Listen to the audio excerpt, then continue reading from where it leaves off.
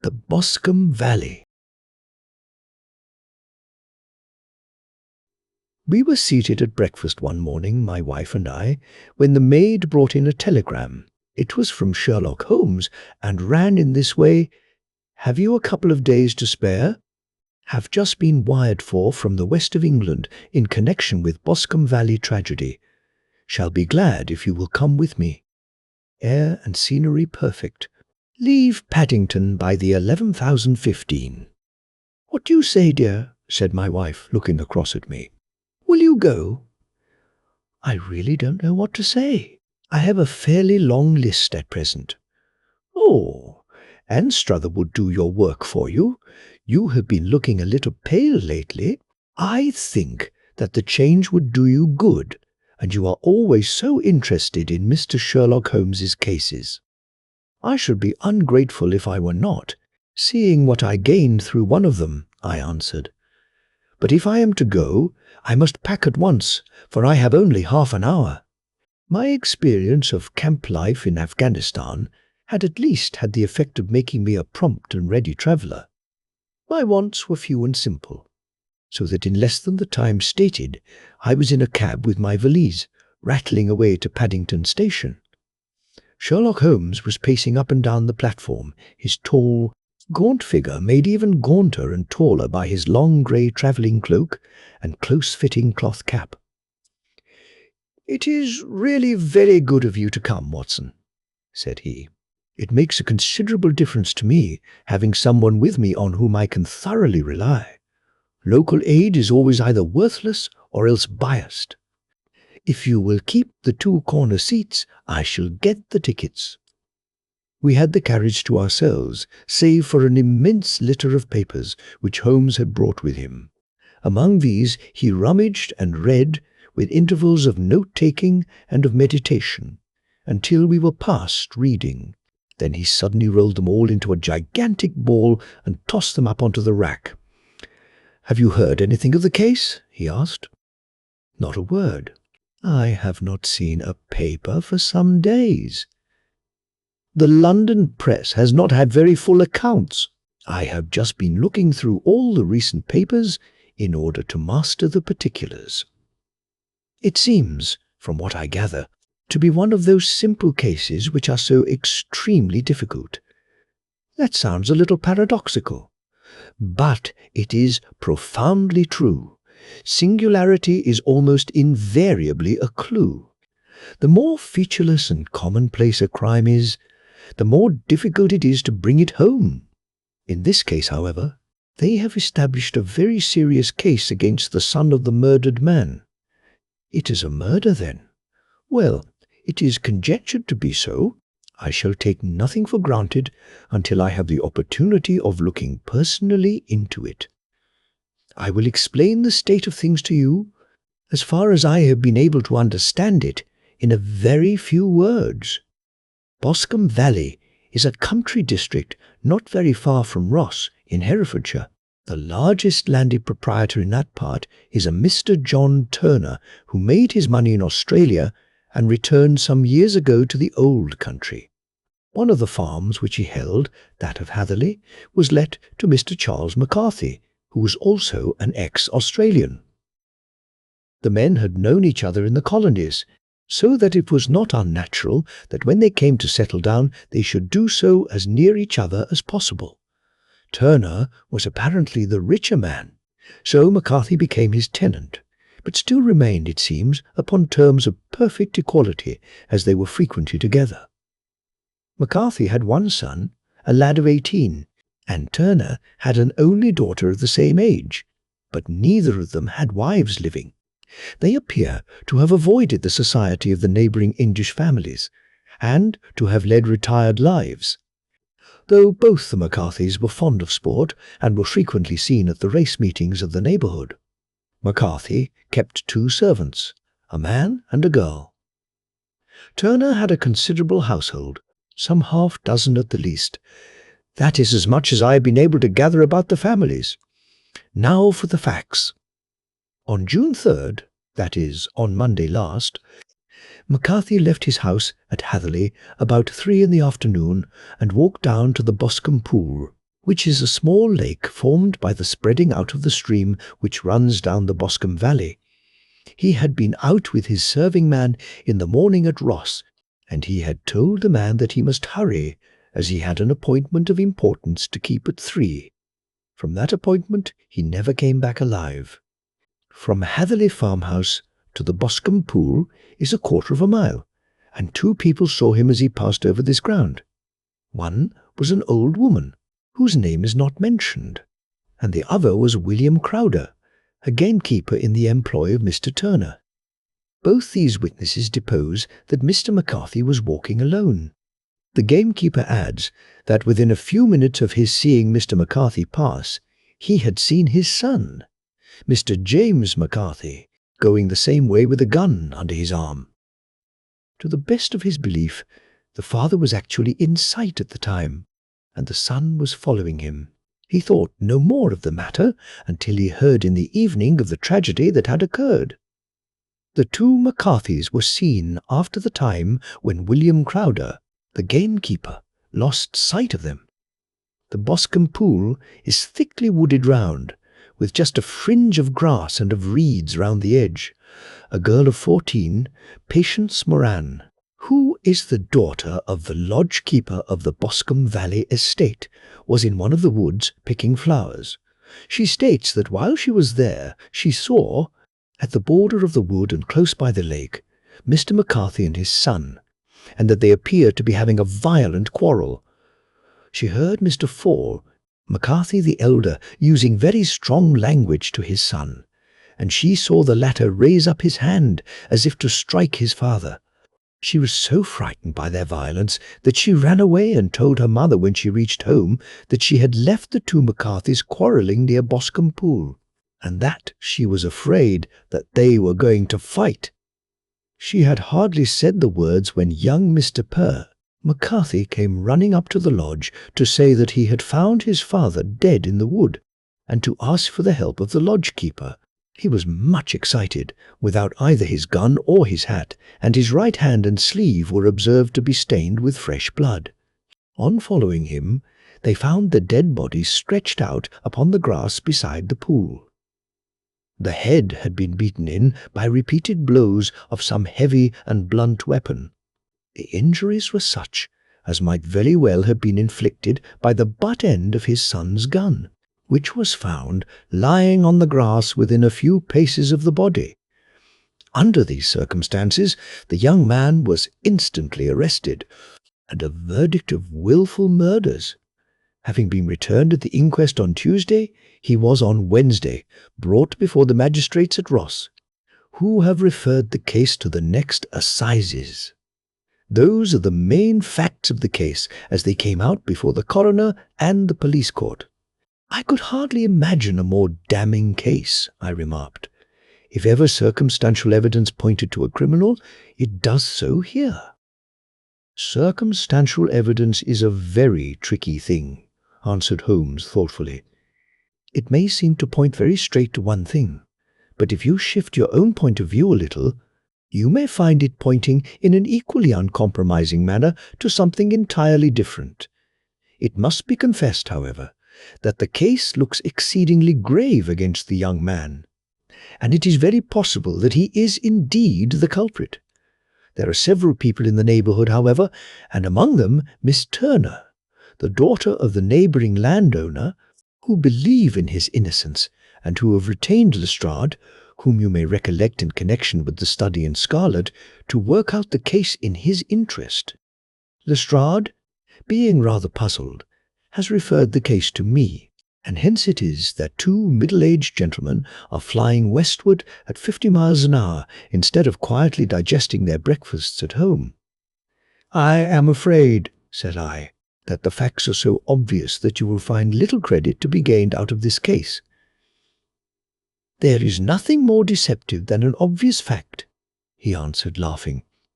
Besides, we may chance to hit upon some other obvious facts, which may have been by no means obvious to Mr. Lestrade. You know me too well to think that I am boasting when I say that I shall either confirm or destroy his theory by means which he is quite incapable of employing, or even of understanding. To take the first example to hand, I very clearly perceive that in your bedroom the window is upon the right-hand side, and yet I question whether Mr. Lestrade would have noted even so self-evident a thing as that. How on earth? My dear fellow, I know you well. I know the military neatness which characterizes you. You shave every morning, and in this season you shave by the sunlight. But since your shaving is less and less complete as we get farther back on the left side, until it becomes positively slovenly as we get round the angle of the jaw, it is surely very clear that that side is less illuminated than the other. I could not imagine a man of your habits looking at himself in an equal light and being satisfied with such a result. I only quote this as a trivial example of observation and inference. Therein lies my métier, and it is just possible that it may be of some service in the investigation which lies before us. There are one or two minor points which were brought out in the inquest and which are worth considering. What are they? It appears that his arrest did not take place at once, but after the return to Hatherley Farm. On the Inspector of Constabulary informing him that he was a prisoner, he remarked that he was not surprised to hear it, and that it was no more than his deserts. This observation of his had the natural effect of removing any traces of doubt which might have remained in the minds of the coroner's jury. It was a confession, I ejaculated. No, for it was followed by a protestation of innocence. Coming on the top of such a damning series of events, it was at least a most suspicious remark. On the contrary, said Holmes, it is the brightest rift which I can at present see in the clouds.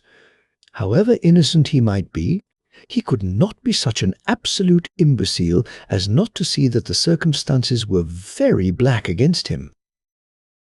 Had he appeared surprised at his own arrest, or feigned indignation at it, I should have looked upon it as highly suspicious, because such surprise or anger would not be natural under the circumstances, and yet might appear to be the best policy to a scheming man. His frank acceptance of the situation marks him as either an innocent man, or else as a man of considerable self-restraint and firmness. As to his remark about his deserts, it was also not unnatural, if you consider that he stood beside the dead body of his father, and that there is no doubt that he had that very day so far forgotten his filial duty as to bandy words with him, and even, according to the little girl whose evidence is so important, to raise his hand as if to strike him.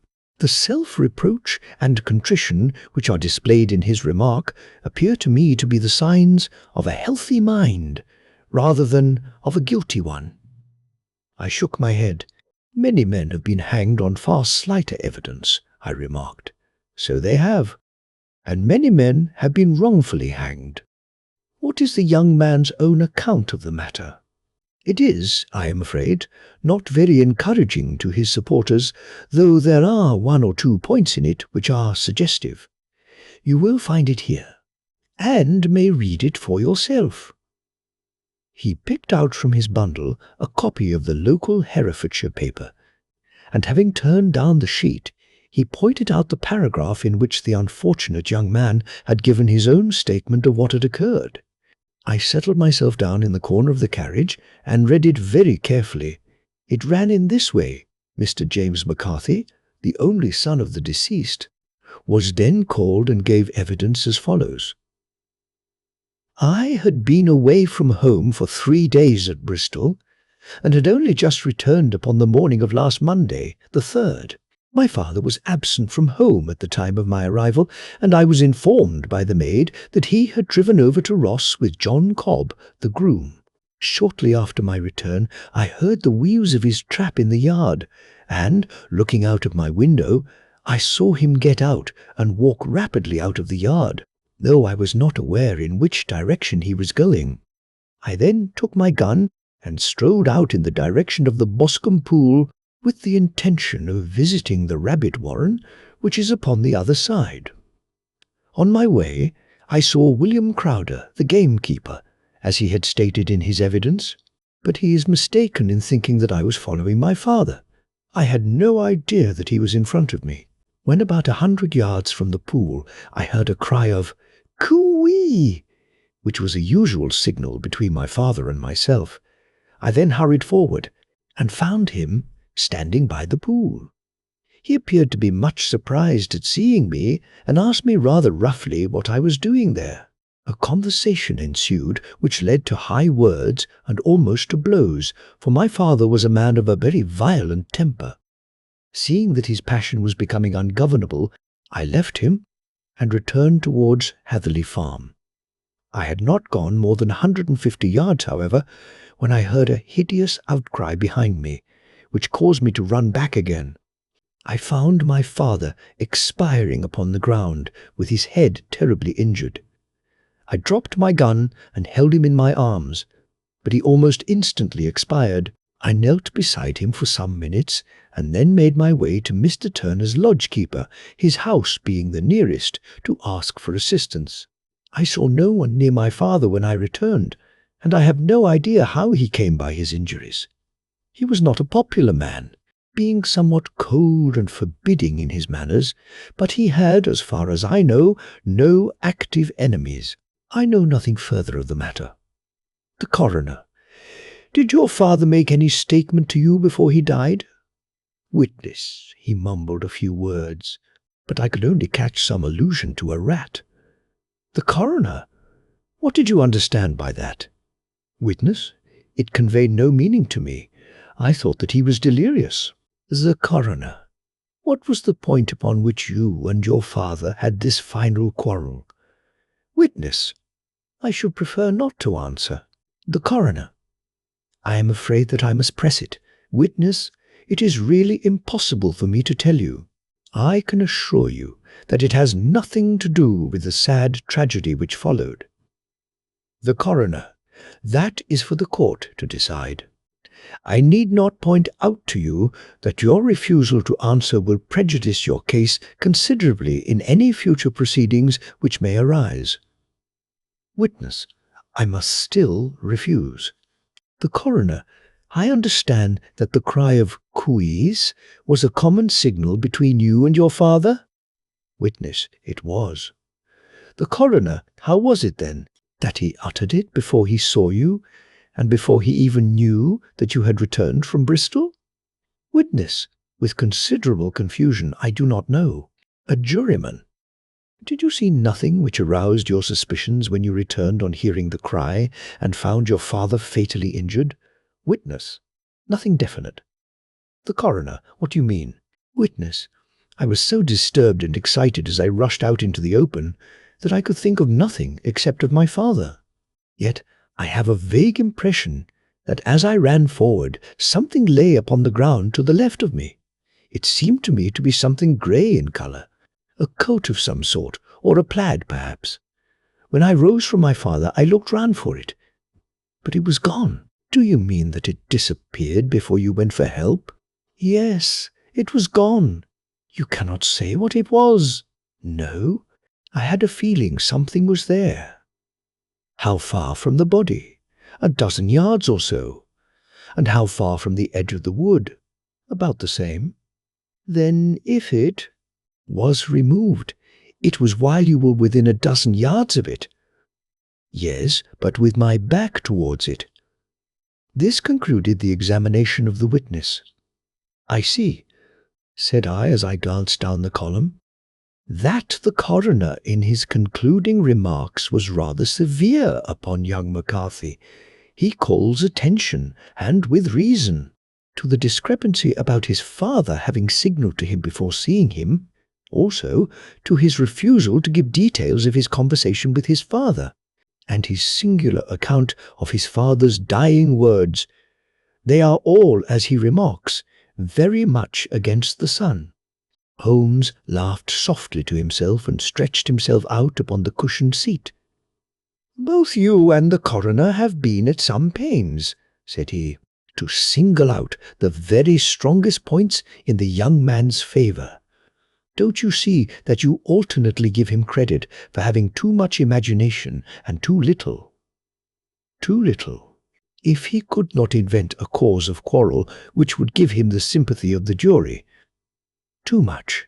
If he evolved from his own inner consciousness anything so outré as a dying reference to a rat and the incident of the vanishing cloth. No, sir. I shall approach this case from the point of view that what this young man says is true, and we shall see whither that hypothesis will lead us. And now, here is my pocket. Petrarch. And not another word shall I say of this case until we are on the scene of action. We lunch at Swindon, and I see that we shall be there in 20 minutes. It was nearly 4 o'clock when we at last, after passing through the beautiful Stroud Valley and over the broad gleaming Severn, found ourselves at the pretty little country town of Ross. A lean, ferret-like man, furtive and sly-looking, was waiting for us upon the platform.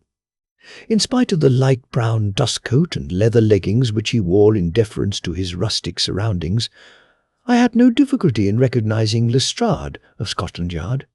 With him, we drove to the Hereford Arms, where a room had already been engaged for us. "I have ordered a carriage," said Lestrade as we sat over a cup of tea. "I knew your energetic nature, and that you would not be happy until you had been on the scene of the crime." "It was very nice and complimentary of you," Holmes answered.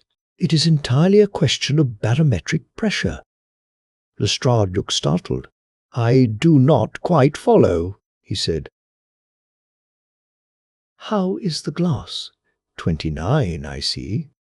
No wind, and not a cloud in the sky.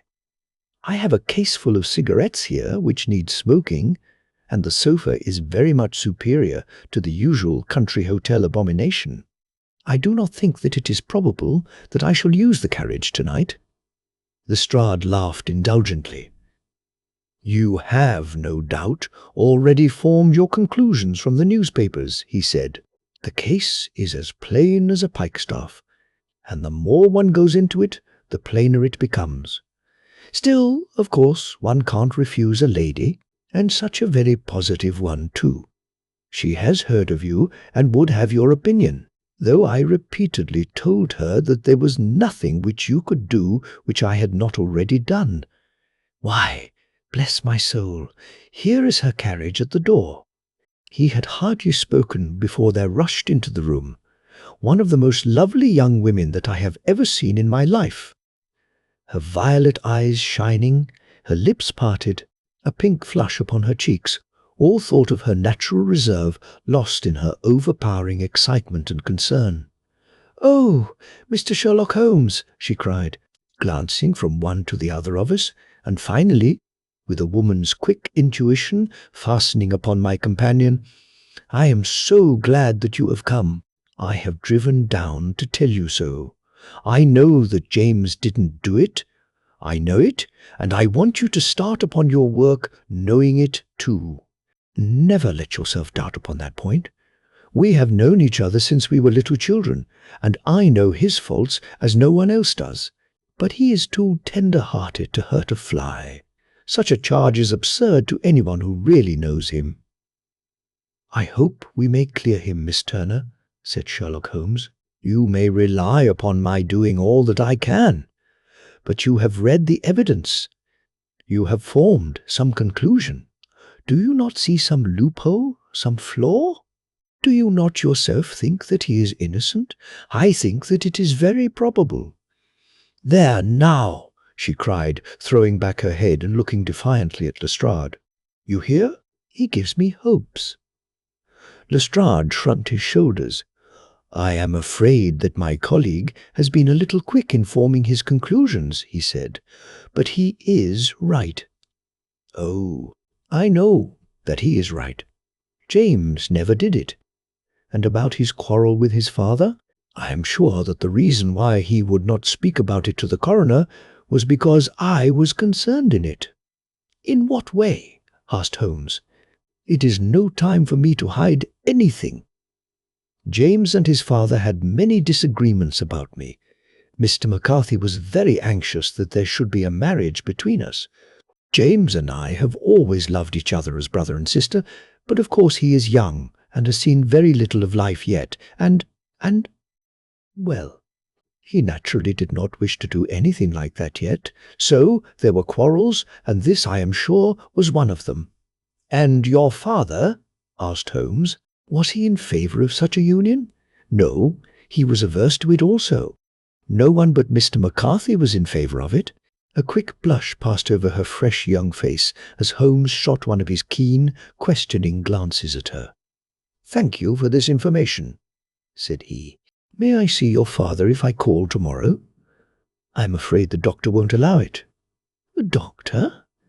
"Yes, have you not heard?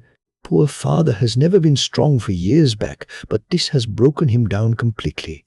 He has taken to his bed and doctored to see. Willow says that he is a wreck, and that his nervous system is shattered." Mr. McCarthy was the only man alive who had known Dad in the old days in Victoria. "In Victoria? That is important." "Yes, at the mines."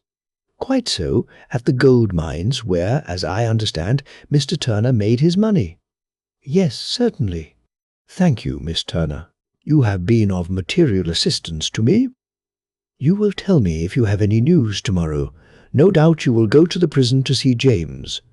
"Oh, if you do, Mr. Holmes, do tell him that I know him to be innocent." "I will, Miss Turner. I must go home now, for Dad is very ill, and he misses me so. If I leave him— Goodbye, and God help you in your undertaking." She hurried from the room as impulsively as she had entered, and we heard the wheels of her carriage rattle off down the street. "I am ashamed of you, Holmes," said Lestrade with dignity after a few minutes' silence. "Why should you raise up hopes which you are bound to disappoint? I am not over-tender of heart, but I call it cruel." "I think that I see my way to clearing James McCarthy," said Holmes. "Have you an order to see him in prison?" "Yes, but only for you and me. Then I shall reconsider my resolution about going out. We have still time to take a train to Hereford and see him tonight?" "Ample." "Then let us do so. Watson, I fear that you will find it very slow, but I shall only be away a couple of hours." I walked down to the station with them, and then wandered through the streets of the little town, finally returning to the hotel, where I lay upon the sofa and tried to interest myself in a yellow-backed novel. The puny plot of the story was so thin, however, when compared to the deep mystery through which we were groping, and I found my attention wander so continually from the action to the fact that I at last flung it across the room and gave myself up entirely to a consideration of the events of the day. Supposing that this unhappy young man's story were absolutely true, then what hellish thing, what absolutely unforeseen and extraordinary calamity could have occurred between the time when he parted from his father and the moment when, drawn back by his screams, he rushed into the glade? It was something terrible and deadly. What could it be? Might not the nature of the injuries reveal something to my medical instincts? I rang the bell and called for the weekly county paper, which contained a verbatim account of the inquest. In the surgeon's deposition, it was stated that the posterior third of the left parietal bone and the left half of the occipital bone had been shattered by a heavy blow from a blunt weapon. I marked the spot upon my own head. Clearly such a blow must have been struck from behind. That was to some extent in favour of the accused, as when seen quarrelling, he was face to face with his father. Still, it did not go for very much, for the older man might have turned his back before the blow fell. Still, it might be worthwhile to call Holmes's attention to it. Then there was the peculiar dying reference to a rat. What could that mean? It could not be delirium. A man dying from a sudden blow does not commonly become delirious. No, it was more likely to be an attempt to explain how he met his fate. But what could it indicate?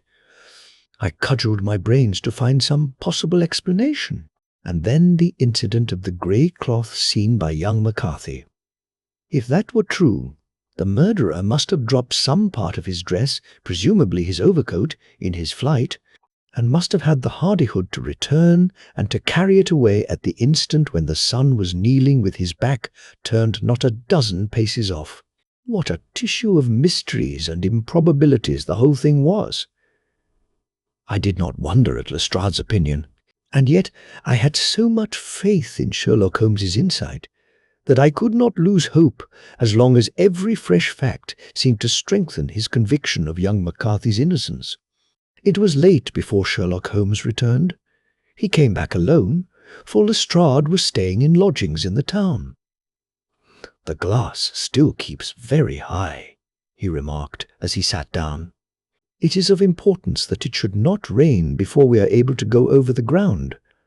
On the other hand, a man should be at his very best and keenest for such nice work as that, and I did not wish to do it when fagged by a long journey.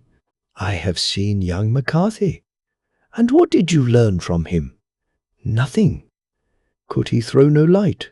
None at all. I was inclined to think at one time that he knew who had done it and was screening him or her, but I am convinced now that he is as puzzled as everyone else. He is not a very quick-witted youth, though comely to look at and, I should think, sound at heart." "I cannot admire his taste," I remarked, "if it is indeed a fact that he was averse to a marriage with so charming a young lady as this Miss Turner. Ah, thereby hangs a rather painful tale. This fellow is madly, insanely in love with her. But some 2 years ago, when he was only a lad, and before he really knew her, for she had been away 5 years at a boarding school, what does the idiot do but get into the clutches of a barmaid in Bristol and marry her at a registry office? No one knows a word of the matter, but you can imagine how maddening it must be to him to be upbraided for not doing what he would give his very eyes to do, but what he knows to be absolutely impossible. It was sheer frenzy of this sort which made him throw his hands up into the air when his father, at their last interview, was goading him on to propose to Miss Turner. On the other hand, he had no means of supporting himself, and his father, who was by all accounts a very hard man, would have thrown him over utterly had he known the truth. It was with his barmaid wife that he had spent the last 3 days in Bristol, and his father did not know where he was. Mark that point. It is of importance. Good has come out of evil, however, for the barmaid, finding from the papers that he is in serious trouble and likely to be hanged, has thrown him over utterly, and has written to him to say that she has a husband already in the Bermuda dockyard, so that there is really no tie between them. I think that that bit of news has consoled young McCarthy for all that he has suffered. But if he is innocent, who has done it? Ah, who? Who? I would call your attention very particularly to 2 points. One is that the murdered man had an appointment with someone at the pool, and that the someone could not have been his son, for his son was away, and he did not know when he would return. The second is that the murdered man was heard to cry "Coo-ree" before he knew that his son had returned. Those are the crucial points upon which the case depends. And now let us talk about George Meredith, if you please, and we shall leave all minor matters until tomorrow. There was no rain, as Holmes had foretold, and the morning broke bright and cloudless. At 9 o'clock, Lestrade called for us with the carriage, and we set off for Hatherley Farm and the Boscombe Pool. "There is serious news this morning," Lestrade observed. "It is said that Mr. Turner of the Hall is so ill that his life is despaired of." "An elderly man, I presume?" said Holmes. About 60, but his constitution has been shattered by his life abroad, and he has been in failing health for some time. This business has had a very bad effect upon him. He was an old friend of McCarthy's, and, I may add, a great benefactor to him, for I have learned that he gave him Hatherley Farm rent-free. Indeed, that is interesting, said Holmes. Oh, yes, in 100 other ways he has helped him. Everybody about here speaks of his kindness to him. Really? Does it not strike you as a little singular that this McCarthy, who appears to have had little of his own, and to have been under such obligations to Turner, should still talk of marrying his son to Turner's daughter, who is, presumably, heiress to the estate, and that in such a very cocksure manner, as if it were merely a case of a proposal and all else would follow? It is the more strange, since we know that Turner himself was averse to the idea. The daughter told us as much. Do you not deduce something from that? We have got to the deductions and the inferences, said Lestrade, winking at me. I find it hard enough to tackle facts, Holmes, without flying away after theories and fancies. You are right, said Holmes demurely. You do find it very hard to tackle the facts. Anyhow, I have grasped one fact which you seem to find it difficult to get hold of, replied Lestrade with some warmth. And that is that McCarthy Sr. met his death from McCarthy Jr., and that all theories to the contrary are the merest moonshine. Well, moonshine is a brighter thing than fog, said Holmes, laughing. But I am very much mistaken if this is not Hatherley Farm upon the left. Yes, that is it.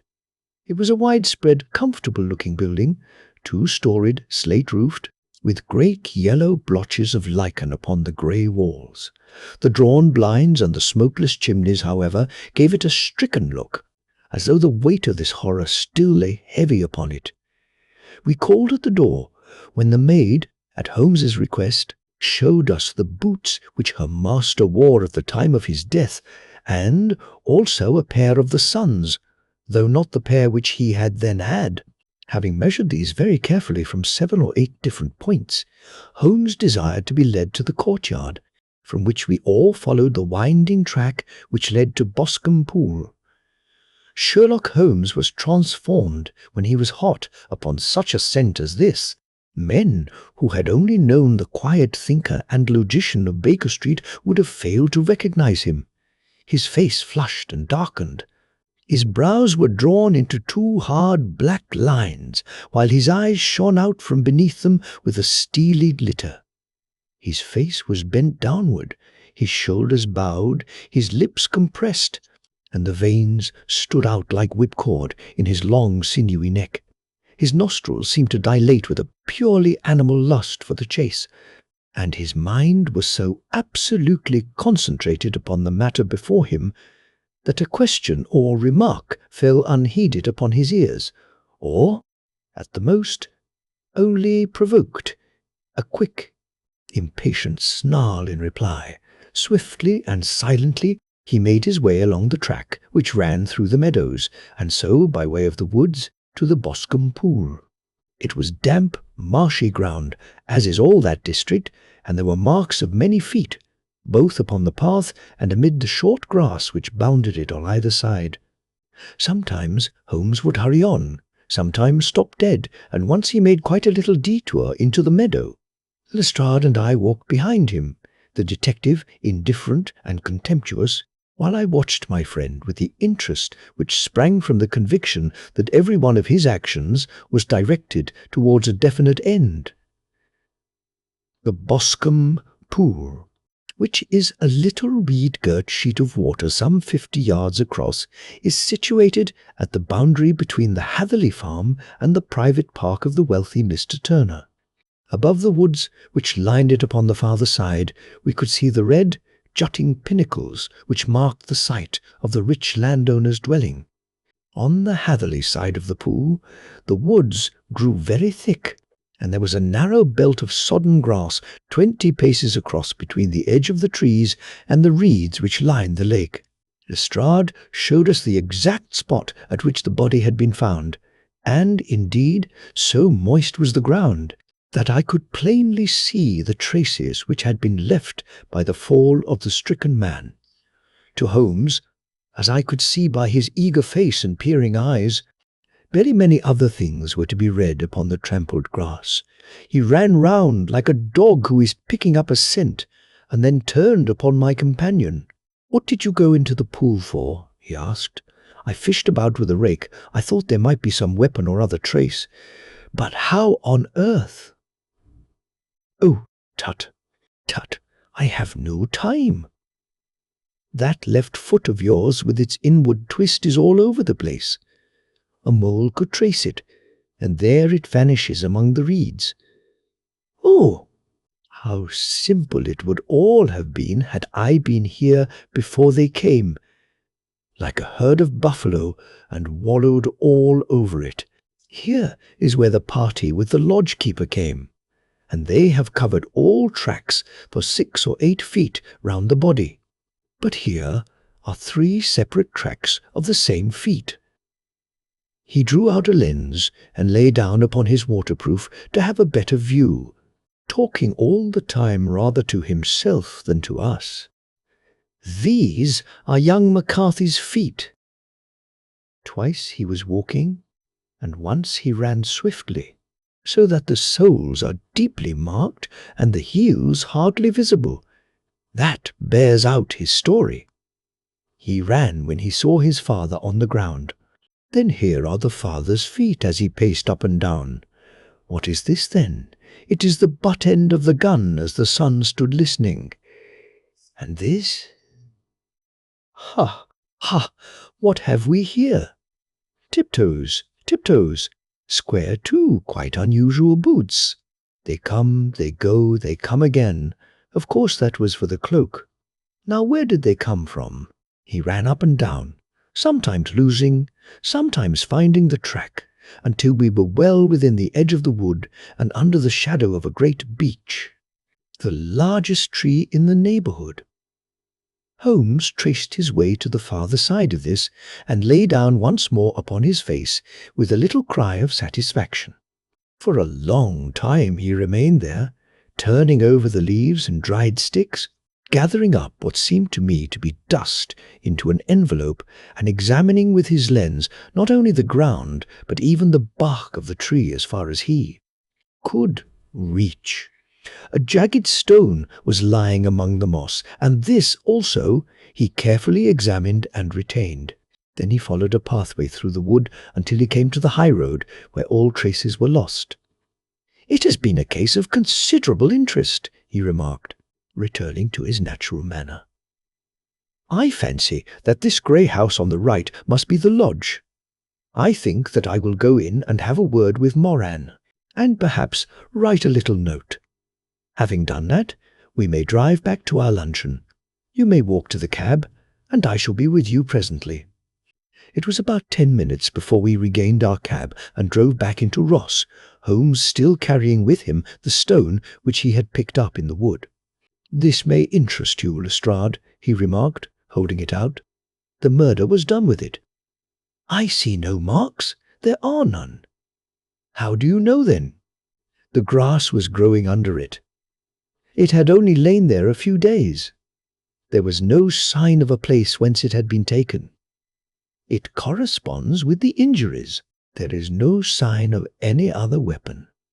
And the murderer is a tall man, left-handed, limps with the right leg, wears thick-soled shooting boots and a grey cloak, smokes Indian cigars, uses a cigar holder, and carries a blunt penknife in his pocket. There are several other indications, but these may be enough to aid us in our search." Lestrade laughed. "I am afraid that I am still a skeptic," he said. "Theories are all very well, but we have to deal with a hard-headed British jury." "Nous verrons," answered Holmes calmly. "You work your own method, and I shall work mine. I shall be busy this afternoon, and shall probably return to London by the evening train." "And leave your case unfinished?"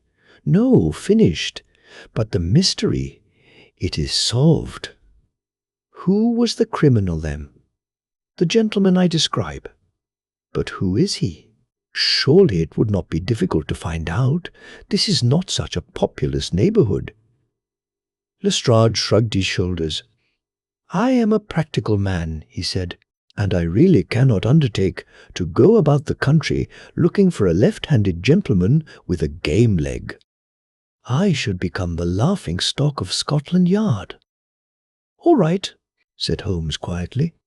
I have given you the chance. Here are your lodgings. Goodbye. I shall drop you a line before I leave. Having left Lestrade at his rooms, we drove to our hotel, where we found lunch upon the table. Holmes was silent and buried in thought with a pained expression upon his face, as one who finds himself in a perplexing position. Look here, Watson, he said when the cloth was cleared, just sit down in this chair and let me preach to you for a little. I don't know quite what to do, and I should value your advice.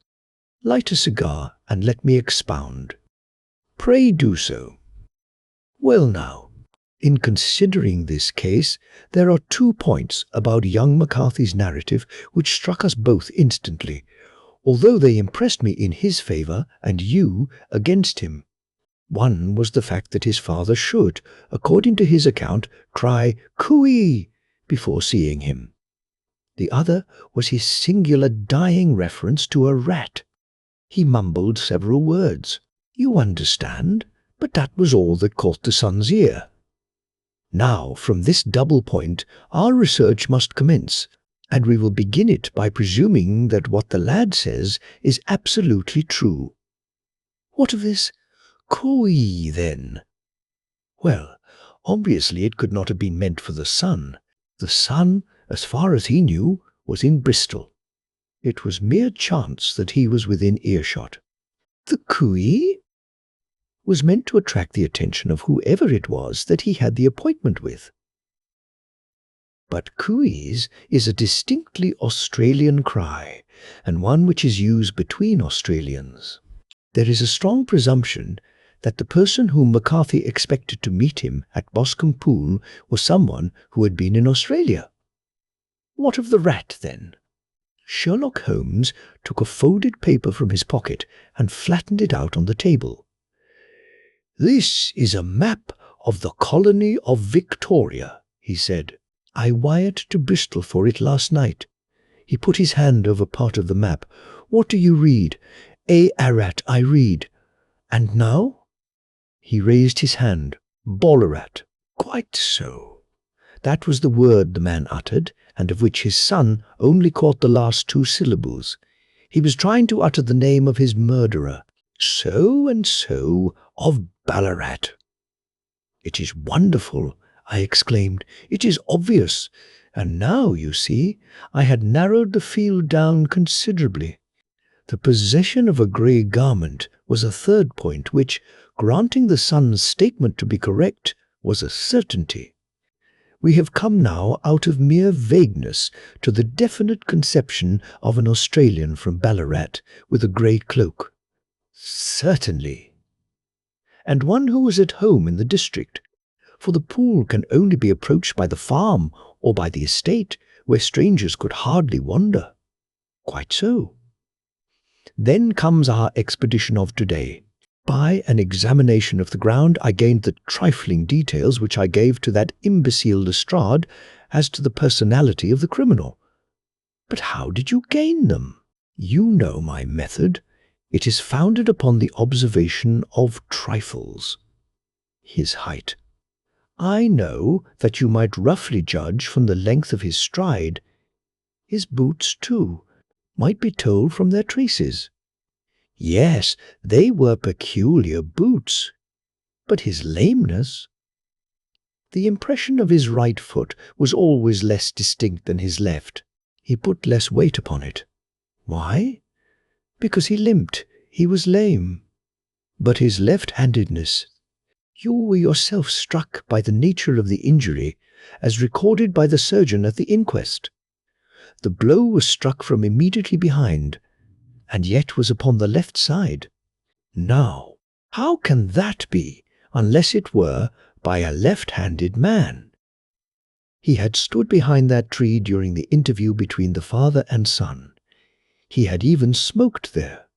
I found the ash of a cigar, which my special knowledge of tobacco ashes enables me to pronounce as an Indian cigar.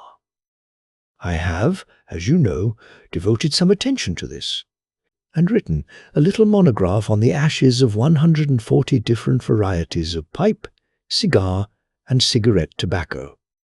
Having found the ash, I then looked round and discovered the stump among the moss where he had tossed it. It was an Indian cigar, of the variety which are rolled in Rotterdam. And the cigar holder? I could see that the end had not been in his mouth. Therefore he used a holder. The tip had been cut off, not bitten off, but the cut was not a clean one, so I deduced a blunt penknife. "Holmes," I said, "you have drawn a net round this man from which he cannot escape, and you have saved an innocent human life as truly as if you had cut the cord which was hanging him. I see the direction in which all this points. The culprit is Mr. John Turner," cried the hotel waiter, opening the door of our sitting-room and ushering in a visitor. The man who entered was a strange and impressive figure. His slow, limping step and bowed shoulders gave the appearance of decrepitude, and yet his hard, deep-lined, craggy features and his enormous limbs showed that he was possessed of unusual strength of body and of character. His tangled beard, grizzled hair, and outstanding, drooping eyebrows combined to give an air of dignity and power to his appearance. But his face was of an ashen white, while his lips and the corners of his nostrils were tinged with a shade of blue. It was clear to me at a glance that he was in the grip of some deadly and chronic disease. "Pray sit down on the sofa," said Holmes gently. "You had my note." "Yes, the lodge-keeper brought it up. You said that you wished to see me here to avoid scandal. I thought people would talk if I went to the hall." "And why did you wish to see me?" He looked across at my companion with despair in his weary eyes, as though his question was already answered. "Yes," said Holmes, answering the look rather than the words. "It is so. I know all about McCarthy." The old man sank his face in his hands. "God help me," he cried, "but I would not have let the young man come to harm. I give you my word that I would have spoken out if it went against him at the assizes." "I am glad to hear you say so," said Holmes gravely. "I would have spoken now had it not been for my dear girl. It would break her heart. It would break her heart when she hears that I am arrested." "It may not come to that," said Holmes. "What?" "I am no official agent. I understand that it was your daughter who required my presence here, and I am acting in her interests. Young McCarthy must be got off, however." "I am a dying man," said old Turner. "I have had diabetes for years. My doctor says it is a question whether I shall live a month. Yet I would rather die under my own roof than in a gaol." Holmes rose and sat down at the table with his pen in his hand and a bundle of paper before him. "Just tell us the truth," he said. "I shall jot down the facts. You will sign it, and Watson here can witness it. Then I could produce your confession at the last extremity to save young McCarthy. I promise you that I shall not use it unless it is absolutely needed." "It's as well," said the old man. "It's a question whether I shall live to the assizes, so it matters little to me, but I should wish to spare Alice the shock. And now I will make the thing clear to you. It has been a long time in the acting, but will not take me long to tell. You didn't know this dead man, McCarthy. He was a devil incarnate. I tell you that. God keep you out of the clutches of such a man as he. His grip has been upon me these 20 years, and he has blasted my life. I'll tell you first how I came to be in his power. It was in the early 60s at the diggings. I was a young chap then, hot-blooded and reckless, ready to turn my hand at anything. I got among bad companions, took to drink, had no luck with my claim, took to the bush, and in a word, became what you would call over here a highway robber. There were 6 of us, and we had a wild, free life of it, sticking up a station from time to time, or stopping the wagons on the road to the diggings. Black Jack of Ballarat was the name I went under, and our party is still remembered in the colony as the Ballarat Gang. One day, a gold convoy came down from Ballarat to Melbourne, and we lay in wait for it and attacked it. There were 6 troopers and 6 of us, so it was a close thing, but we emptied 4 of their saddles at the first volley. 3 of our boys were killed, however, before we got the swag. I put my pistol to the head of the wagon driver, who was this very man McCarthy. I wished to the Lord that I had shot him then, but I spared him, though I saw his wicked little eyes fixed on my face, as though to remember every feature. We got away with the gold, became wealthy men, and made our way over to England without being suspected. There I parted from my old pals and determined to settle down to a quiet and respectable life. I bought this estate, which chanced to be in the market, and I set myself to do a little good with my money, to make up for the way in which I had earned it. I married too, and though my wife died young, she left me my dear little Alice. Even when she was just a baby, her wee hand seemed to lead me down the right path as nothing else had ever done. In a word, I turned over a new leaf and did my best to make up for the past. All was going well when McCarthy laid his grip upon me. I had gone up to town about an investment, and I met him in Regent Street with hardly a coat to his back or a boot to his foot. "Here we are. Jack," says he, touching me on the arm, "we'll be as good as a family to you. There's 2 of us, me and my son, and you can have the keeping of us. If you don't, it's a fine, law-abiding country is England, and there's always a policeman within hail." Well, down they came to the West Country. There was no shaking them off, and there they have lived rent-free on my best land ever since. There was no rest for me, no peace, no forgetfulness, turn where I would. There was his cunning, grinning face at my elbow. It grew worse as Alice grew up, for he soon saw I was more afraid of her knowing my past than of the police. Whatever he wanted he must have, and whatever it was I gave him without question.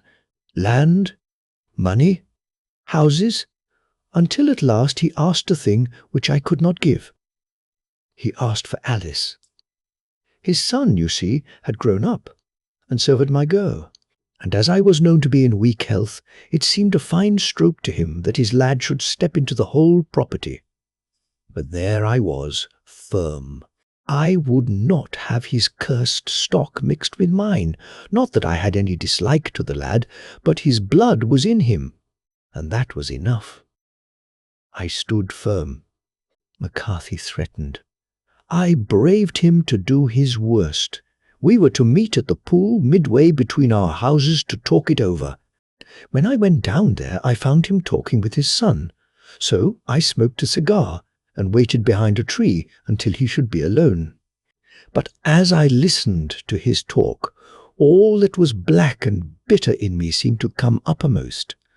He was urging his son to marry my daughter with as little regard for what she might think, as if she were a slut from off the streets. It drove me mad to think that I and all that I held most dear should be in the power of such a man as this. Could I not snap the bond? I was already a dying and a desperate man. Though clear of mind and fairly strong of limb, I knew that my own fate was sealed. But my memory and my girl, both could be saved if I could but silence that foul tongue. I did it, Mr. Holmes. I would do it again, deeply as I have sinned. I have led a life of martyrdom to atone for it. But that my girl should be entangled in the same meshes which held me was more than I could suffer. I struck him down with no more compunction than if he had been some foul and venomous beast. His cry brought back his son, but I had gained the cover of the wood, though I was forced to go back to fetch the croak which I had dropped in my flight. That is the true story, gentlemen, of all that occurred. Well, it is not for me to judge you, said Holmes, as the old man signed the statement which had been drawn out. I pray that we may never be exposed to such a temptation. I pray not, sir.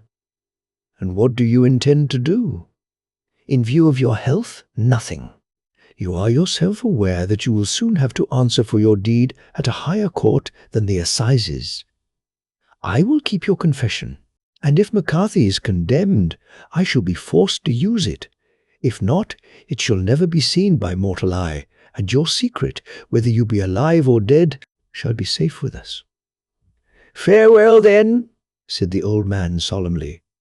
Your own deathbeds, when they come, will be the easier for the thought of the peace which you have given to mine. Tottering and shaking in all his giant frame, he stumbled slowly from the room. God help us, said Holmes after a long silence. Why does fate play such tricks with poor, helpless worms? I never hear of such a case as this that I do not think of Baxter's words and say, There, but for the grace of God, goes Sherlock Holmes. James McCarthy was acquitted at the assizes on the strength of a number of objections which had been drawn out by Holmes and submitted to the defending counsel. Old Turner lived for 7 months after our interview, but he is now dead, and there is every prospect that the son and daughter may come to live happily together in ignorance of the black cloud which rests upon their past.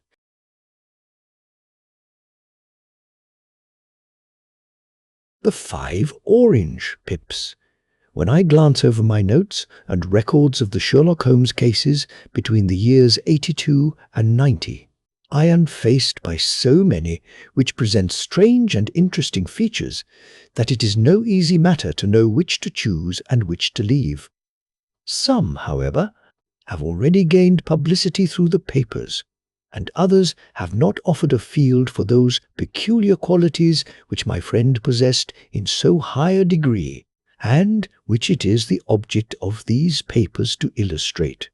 Some, too, have baffled his analytical skill, and would be, as narratives, beginnings without an ending, while others have been but partially cleared up, and have their explanations founded rather upon conjecture and surmise than on that absolute logical proof which was so dear to him.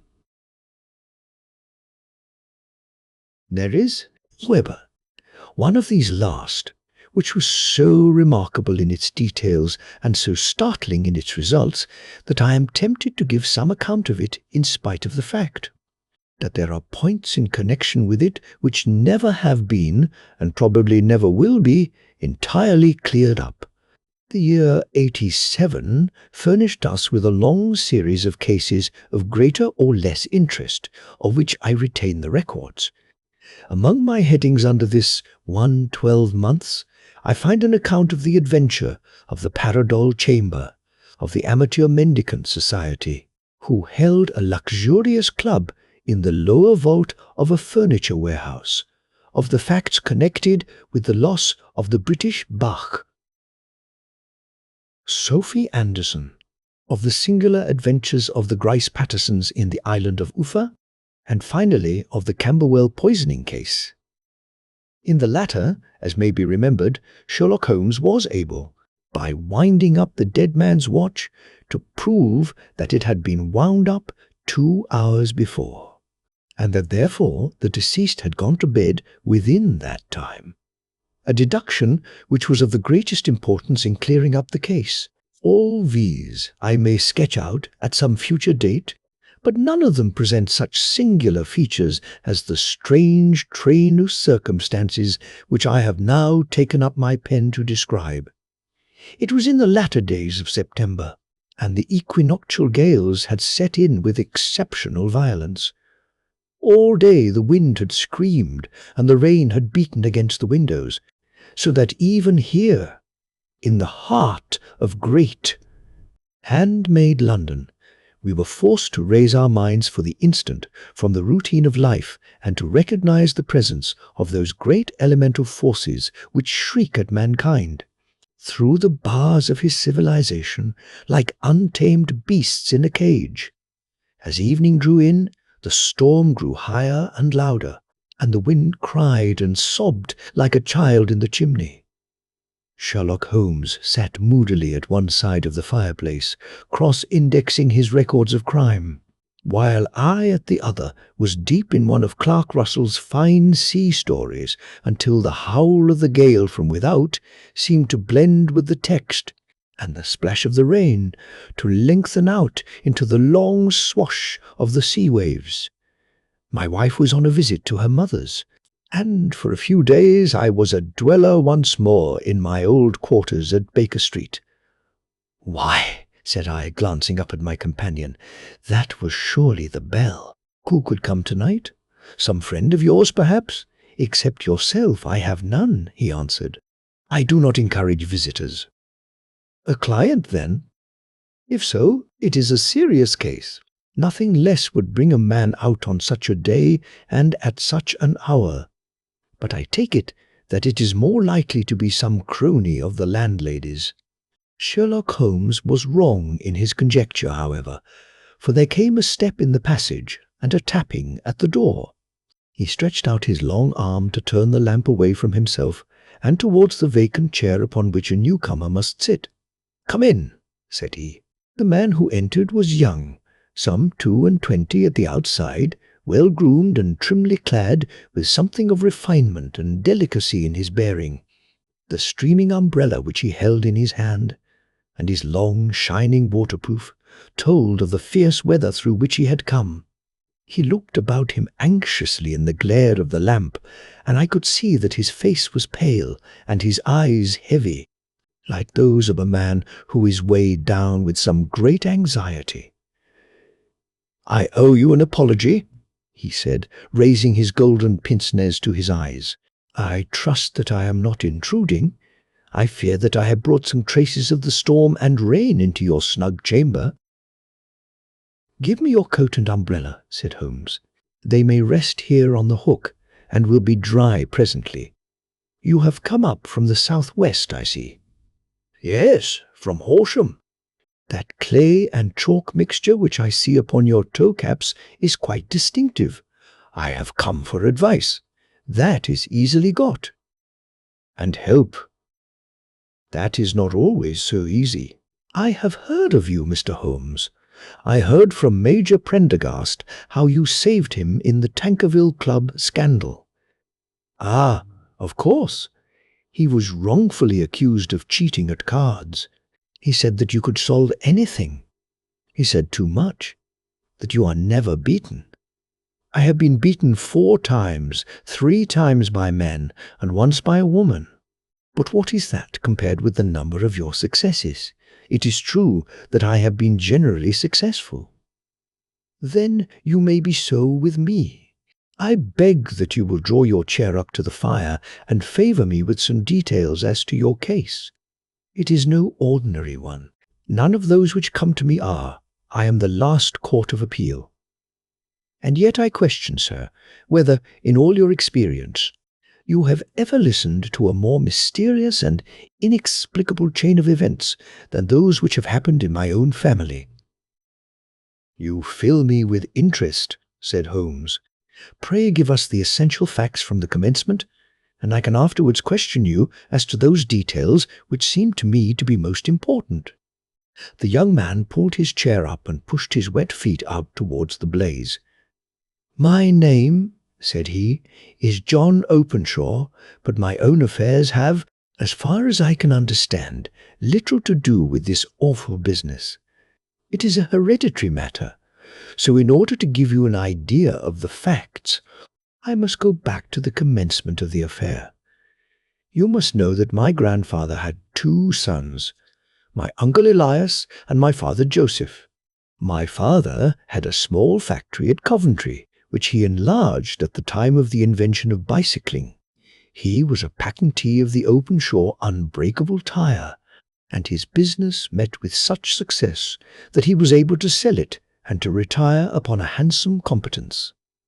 My uncle Elias emigrated to America when he was a young man and became a planter in Florida, where he was reported to have done very well. At the time of the war, he fought in Jackson's army and afterwards under Hood, where he rose to be a colonel. When Lee laid down his arms, my uncle returned to his plantation, where he remained for 3 or 4 years.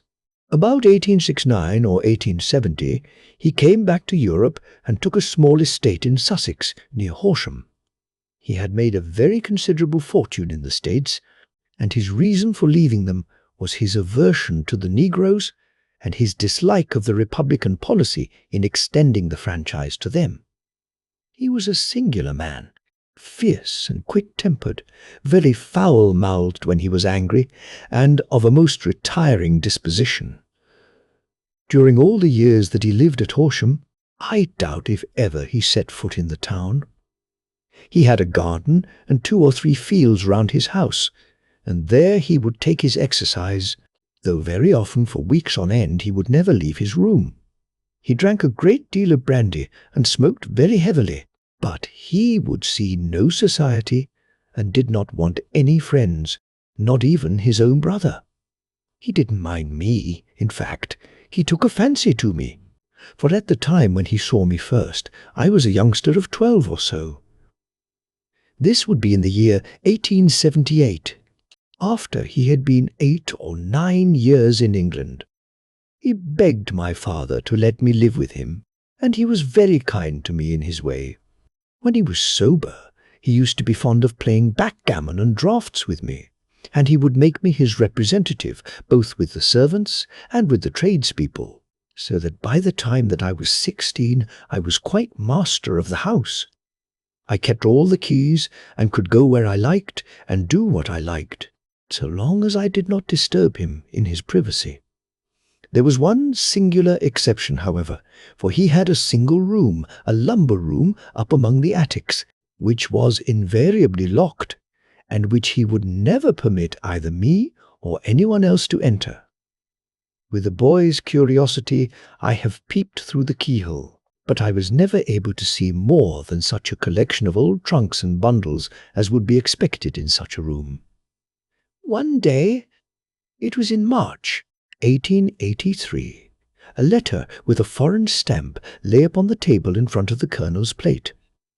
It was not a common thing for him to receive letters, for his bills were all paid in ready money, and he had no friends of any sort. "From India," said he as he took it up. "Pondicherry postmark. What can this be?" Opening it hurriedly, out there jumped 5 little dried orange pips, which pattered down upon his plate. I began to laugh at this, but the laugh was struck from my lips at the sight of his face. His lip had fallen, his eyes were protruding, his skin the colour of putty, and he glared at the envelope which he still held in his trembling hand. "K, K, K, K," he shrieked, and then, my God, my sins have overtaken me." "What is it, uncle?" I cried. "Death," said he, and rising from the table he retired to his room, leaving me palpitating with horror. I took up the envelope and saw scrawled in red ink upon the inner flap, just above the gum, the letter K 3 times repeated. There was nothing else save the 5 dried pips. What could be the reason of his overpowering terror? I left the breakfast table, and as I ascended the stair, I met him coming down with an old rusty key, which must have belonged to the attic, in one hand, and a small brass box, like a cash-box, in the other. "They may do what they like, but I'll checkmate them still," said he with an oath. "Tell Mary that I shall want a fire in my room today, and send down to Fordham, the Horsham lawyer." I did as he ordered, and when the lawyer arrived, I was asked to step up to the room, The fire was burning brightly, and in the grate there was a mass of black, fluffy ashes, as of burned paper, while the brass box stood open and empty beside it.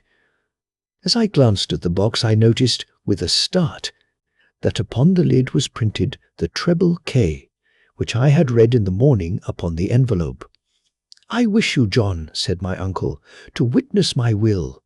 I leave my estate, with all its advantages and all its disadvantages, to my brother, your father, whence it will, no doubt, descend to you. If you can enjoy it in peace, well and good. If you find you cannot, take my advice, my boy, and leave it to your deadliest enemy.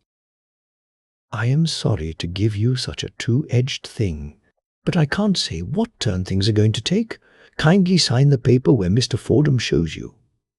I signed the paper as directed, and the lawyer took it away with him. The singular incident made, as you may think, the deepest impression upon me, and I pondered over it and turned it every way in my mind without being able to make anything of it. Yet I could not shake off the vague feeling of dread which it left behind, though the sensation grew less keen as the weeks passed and nothing happened to disturb the usual routine of our lives. I could see a change in my uncle, however. He drank more than ever, and he was less inclined for any sort of society. Most of his time he would spend in his room, with the door locked upon the inside, but sometimes he would emerge in a sort of drunken frenzy, and would burst out of the house and tear about the garden with a revolver in his hand, screaming out that he was afraid of no man, and that he was not to be cooped up, like a sheep in a pen, by man or devil. When these hot fits were over, however, he would rush tumultuously in at the door and lock and bar it behind him, like a man who can brazen it out no longer against the terror which lies at the roots of his soul. At such times I have seen his face, even on a cold day, glisten with moisture as though it were new raised from a basin. Well, to come to an end of the matter, Mr. Holmes, and not to abuse your patience, there came a night when he made one of those drunken sallies from which he never came back. We found him. When we went to search for him, face downward in a little green scummed pool which lay at the foot of the garden, there was no sign of any violence, and the water was but 2 feet deep, so that the jury, having regard to his known eccentricity, brought in a verdict of suicide. But I, who knew how he winced from the very thought of death, had much ado to persuade myself that he had gone out of his way to meet it. The matter passed, however, and my father entered into possession of the estate and of some 14,000 which lay to his credit at the bank. "One moment," Holmes interposed. "Your statement is, I foresee, one of the most remarkable to which I have ever listened. Let me have the date of the reception by your uncle of the letter, and the date of his supposed suicide." The letter arrived on March 10, 1883. His death was 7 weeks later, upon the night of May 2nd. "Thank you. Pray proceed." "When my father took over the Horsham property, he, at my request, made a careful examination of the attic, which had been always locked up. We found the brass box there, although its contents had been destroyed. On the inside of the cover was a paper label, with the initials of K.K. K repeated upon it, and letters, memoranda, receipts, and a registers written beneath.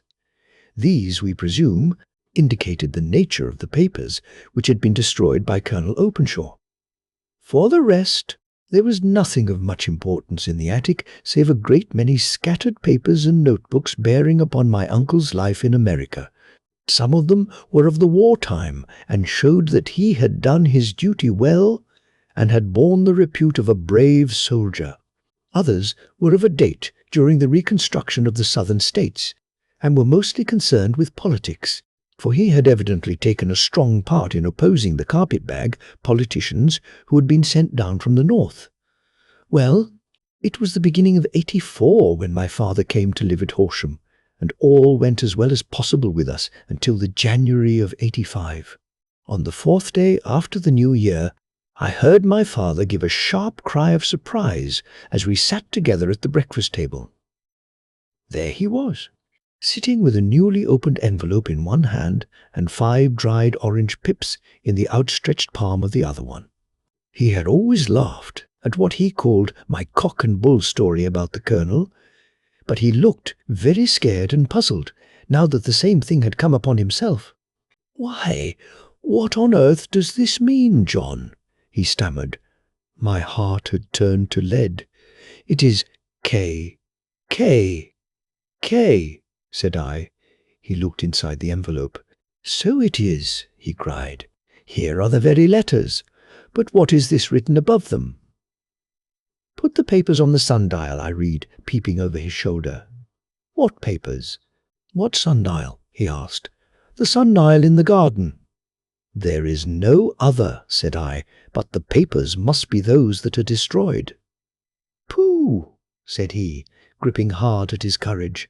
"We are in a civilized land here, and we can't have tomfoolery of this kind. Where does the thing come from?" "From Dundee," I answered, glancing at the postmark. "Some preposterous practical joke," said he. "What have I to do with sundials and papers? I shall take no notice of such nonsense." "I should certainly speak to the police," I said, "and be laughed at for my pains. Nothing of the sort." "Then let me do so." "No, I forbid you. I won't have a fuss made about such nonsense." It was in vain to argue with him, for he was a very obstinate man. I went about, however, with a heart which was full of forebodings. On the 3rd day after the coming of the letter, my father went from home to visit an old friend of his, Major Freebody, who is in command of one of the forts upon Portsdown Hill. I was glad that he should go, for it seemed to me that he was farther from danger when he was away from home. In that, however, I was in error. Upon the 2nd day of his absence, I received a telegram from the Major, imploring me to come at once. My father had fallen over one of the deep chalk pits which abound in the neighbourhood, and was lying senseless, with a shattered skull. I hurried to him, but he passed away without having ever recovered his consciousness. He had, as it appears, been returning from Fareham in the twilight, and as the country was unknown to him, and the chalk pit unfenced, the jury had no hesitation in bringing in a verdict of death from accidental causes. Carefully, as I examined every fact connected with his death, I was unable to find anything which could suggest the idea of murder. There were no signs of violence, no footmarks, no robbery, no record of strangers having been seen upon the roads. And yet I need not tell you that my mind was far from at ease, and that I was well nigh certain that some foul plot had been woven round him. In this sinister way I came into my inheritance. You will ask me why I did not dispose of it. I answer, because I was well convinced that our troubles were in some way dependent upon an incident in my uncle's life, and that the danger would be as pressing in one house as in another. It was in January, '85, that my poor father met his end, and 2 years and 8 months have elapsed since then. During that time I had lived happily at Horsham, and I had begun to hope that this curse had passed away from the family, and that it had ended with the last generation. I had begun to take comfort too soon, however. Yesterday morning the blow fell in the very shape in which it had come upon my father. The young man took from his waistcoat a crumpled envelope, and turning to the table he shook out upon it 5 little dried orange pips. "This is the envelope," he continued. "The postmark is London Eastern Division. Within are the very words which were upon my father's last message, K, K, K, K, and then put the papers on the sundial." "What have you done?" asked Holmes. Nothing? Nothing? To tell the truth. He sank his face into his thin white hands. I have felt helpless. I have felt like one of those poor rabbits when the snake is writhing towards it. I seem to be in the grasp of some resistless, inexorable evil which no foresight and no precautions can guard against. "Tut, tut!" cried Sherlock Holmes. "You must act, man, or you are lost. Nothing but energy can save you. This is no time for despair." "I have seen the police." "Ah." But they listened to my story with a smile. "I am convinced that the inspector has formed the opinion that the letters are all practical jokes, and that the deaths of my relations were really accidents, as the jury stated, and were not to be connected with the warnings." Holmes shook his clenched hands in the air. "Incredible imbecility," he cried. "They have, however, allowed me a policeman, who may remain in the house with me." "Has he come with you tonight?" "No. His orders were to stay in the house." Again Holmes raved in the air. "Why did you come to me?" he said. "And, above all, why did you not come at once?" "I did not know. It was only today that I spoke to Major Prendergast about my troubles, and was advised by him to come to you. It is really 2 days since you had the letter. We should have acted before this. You have no further evidence, I suppose, than that which you have placed before us? No suggestive detail which might help us?" "There is one thing," said John Openshaw. He rummaged in his coat pocket, and, drawing out a piece of discoloured, blue-tinted paper, he laid it out upon the table. "I have some remembrance," said he, "that, on the day when my uncle burned the papers, I observed that the small, unburned margins which lay amid the ashes were of this particular colour. I found this single sheet upon the floor of his room, and I am inclined to think that it may be one of the papers which has, perhaps, fluttered out from among the others, and in that way has escaped destruction. Beyond the mention of Pip's, I do not see that it helps us much. I think myself that it is a page from some private diary. The writing is undoubtedly my uncle's." Holmes moved the lamp, and we both bent over the sheet of paper, which showed by its ragged edge that it had indeed been torn from a book. It was headed March 1869, and beneath were the following enigmatical notices. 4th. Hudson came. Same old platform. 7th. Set the pips on Macaulay, Paramore, and John Swain of St. Augustine. 9th. Macaulay cleared. 10th. John Swain cleared. 12th. Visited Paramore. All well. "Thank you," said Holmes, folding up the paper and returning it to our visitor. "And now you must on no account lose another instant. We cannot spare time even to discuss what you have told me. You must get home instantly and act. What shall I do?" "There is but one thing to do. It must be done at once. You must put this piece of paper which you have shown us into the brass box which you have described. You must also put in a note to say that all the other papers were burned by your uncle, and that this is the only one which remains. You must assert that in such words as will carry conviction with them. Having done this, you must at once put the box out upon the sundial, as directed.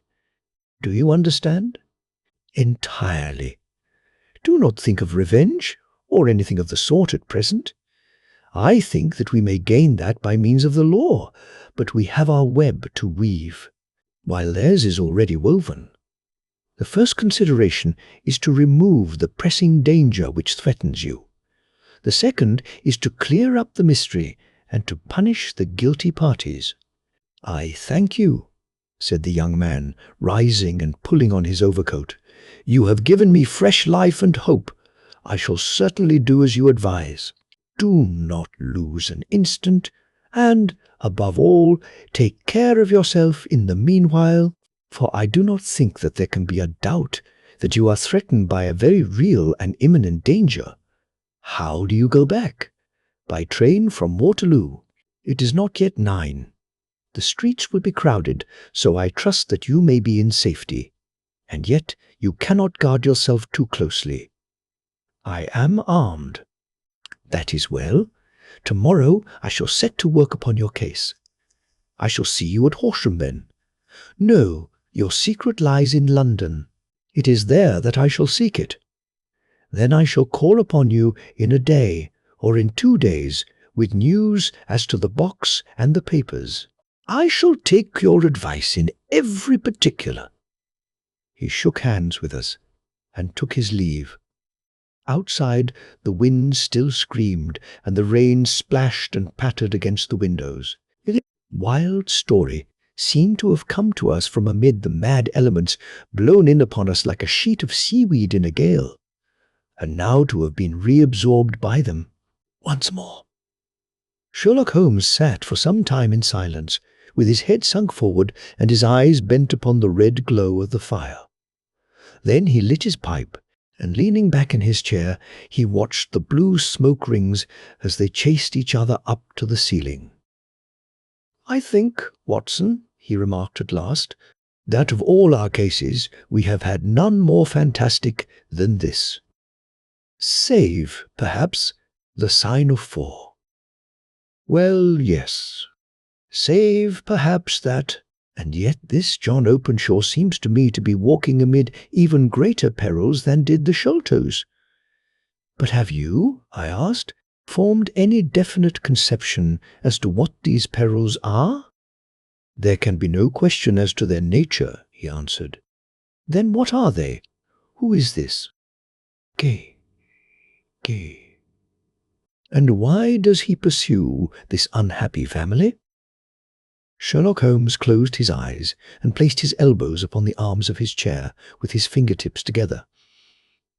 "The ideal reasoner," he remarked, "would, when he had once been shown a single fact in all its bearings, deduce from it not only all the chain of events which led up to it, but also all the results which would follow from it. As Cuvier could correctly describe a whole animal by the contemplation of a single bone, so the observer who has thoroughly understood one link in a series of incidents should be able to accurately state all the other ones, both before and after. We have not yet grasped the results which the reason alone can attain to.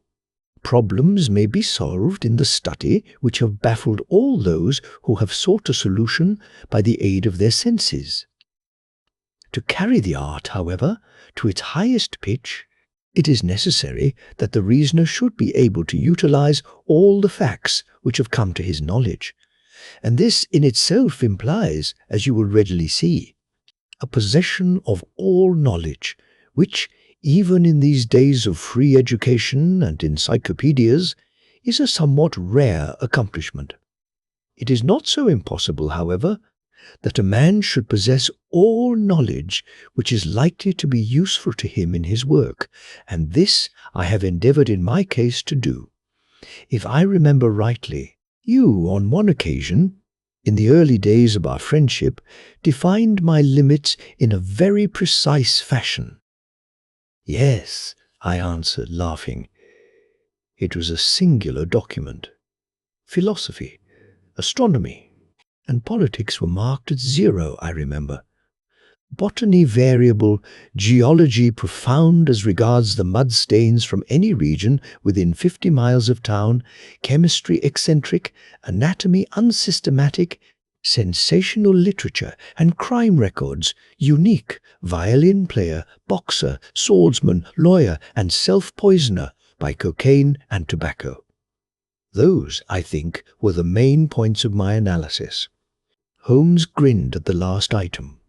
"Well," he said, "I say now, as I said then, that a man should keep his little brain attic stocked with all the furniture that he is likely to use, and the rest he can put away in the lumber room of his library, where he can get it if he wants it. Now, for such a case as the one which has been submitted to us tonight, we need certainly to muster all our resources. Kindly hand me down the letter K of the American Encyclopedia, which stands upon the shelf beside you. Thank you. Now let us consider the situation and see what may be deduced from it.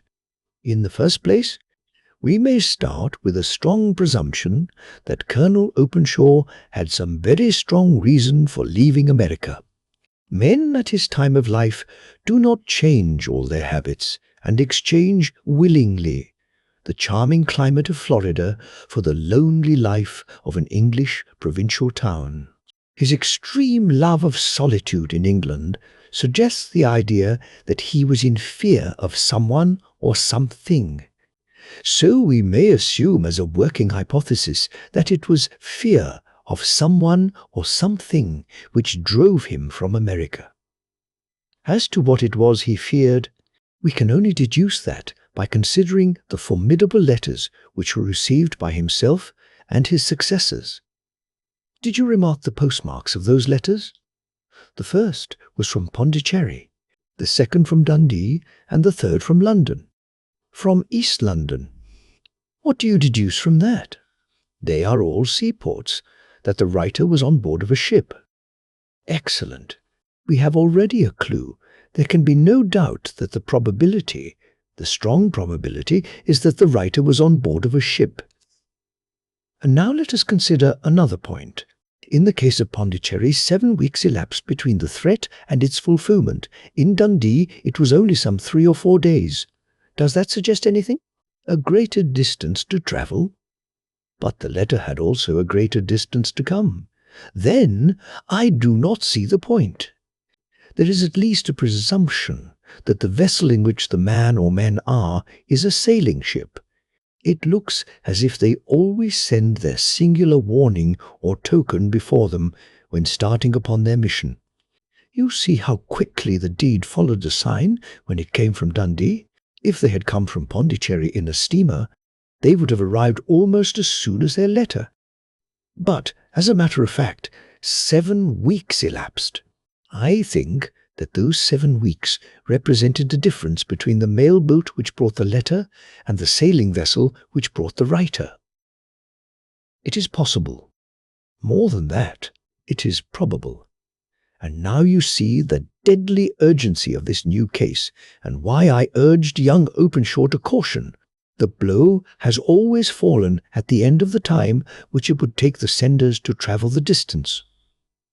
But this one comes from London, and therefore we cannot count upon delay. Good God, I cried, what can it mean, this relentless persecution? The papers which Openshaw carried are obviously of vital importance to the person or persons in the sailing ship. I think that it is quite clear that there must be more than one of them. A single man could not have carried out 2 deaths in such a way as to deceive a coroner's jury. There must have been several in it, and they must have been men of resource and determination. Their papers they mean to have, be the holder of them who it may. In this way you see K, K, K. It ceases to be the initials of an individual and becomes the badge of a society. But of what society? Have you never, said Sherlock Holmes, bending forward and sinking his voice, have you never heard of the Ku Klux Klan? I never have. Holmes turned over the leaves of the book upon his knee. Here it is, said he presently. Ku Klux Klan, a name derived from the fanciful resemblance to the sound produced by cocking a rifle. This terrible secret society was formed by some ex-Confederate soldiers in the southern states after the Civil War, and it rapidly formed local branches in different parts of the country, notably in Tennessee, Louisiana, the Carolinas, Georgia, and Florida. Its power was used for political purposes, principally for the terrorizing of the Negro voters and the murdering and driving from the country of those who were opposed to its views. Its outrages were usually preceded by a warning sent to the marked man in some fantastic but generally recognized shape. a sprig of oak leaves in some parts, melon seeds, or orange pips in others. On receiving this, the victim might either openly abjure his former ways, or might fly from the country. If he braved the matter out, death would unfailingly come upon him, and usually in some strange and unforeseen manner. So perfect was the organization of the society, and so systematic its methods, that there is hardly a case upon record where any man succeeded in braving it with impunity, or in which any of its outrages were traced home to the perpetrators. For some years the organization flourished, in spite of the efforts of the United States government and of the better classes of the community in the South. Eventually, in the year 1869, the movement rather suddenly collapsed, although there have been sporadic outbreaks of the same sort since that date. "You will observe," said Holmes, laying down the volume, "that the sudden breaking up of the society was coincident with the disappearance of Openshaw from America with their papers. It may well have been cause and effect. It is no wonder that he and his family have some of the more implacable spirits upon their track. You can understand that this register and diary may implicate some of the first men in the South, and that there may be many who will not sleep easy at night until it is recovered. Then the page we have seen is such as we might expect. It ran, if I remember right, sent the pips to A, B, and C, that is, sent the society's warning to them. Then there are successive entries that A and B cleared, or left the country. And finally that C was visited with, I fear, a sinister result for C. Well, I think, Doctor, that we may let some light into this dark place, and I believe that the only chance young Openshaw has in the meantime is to do what I have told him. There is nothing more to be said or to be done tonight, so hand me over my violin, and let us try to forget for half an hour the miserable weather and the still more miserable ways of our fellow men." It had cleared in the morning, and the sun was shining with a subdued brightness through the dim veil which hangs over the great city. Sherlock Holmes was already at breakfast when I came down. "You will excuse me for not waiting for you," said he. I foresee, a very busy day before me in looking into this case of young Openshaw's." "What steps will you take?" I asked. "It will very much depend upon the results of my first inquiries. I may have to go down to Horsham after all." "You will not go there first?" "No. I shall commence with the city. Just ring the bell, and the maid will bring up your coffee." As I waited, I lifted the unopened newspaper from the table and glanced my eye over it. It rested upon a heading which sent a chill to my heart. "Holmes," I cried, "you are too late." "Ah," said he, laying down his cup, "I feared as much. How was it done?" He spoke calmly, but I could see that he was deeply moved. My eye caught the name of Openshaw, and the heading, "Tragedy near Waterloo Bridge." Here is the account. Between 9 and 10 last night, Police Constable Cook of the H Division, on duty near Waterloo Bridge, heard a cry for help and a splash in the water.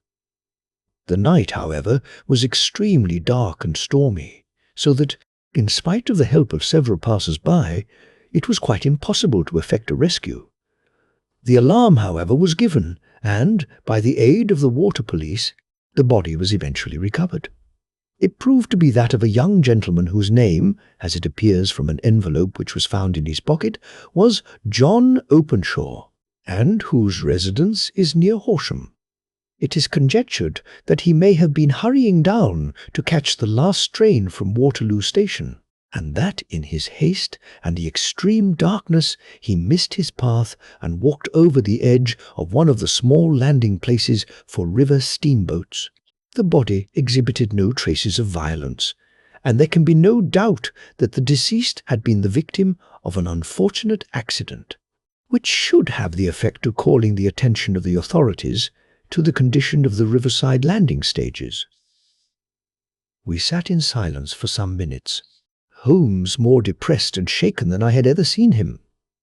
"That hurts my pride, Watson," he said at last. "It is a petty feeling, no doubt, but it hurts my pride. It becomes a personal matter with me now. And, if God sends me health, I shall set my hand upon this gang. That he should come to me for help, and that I should send him away to his death."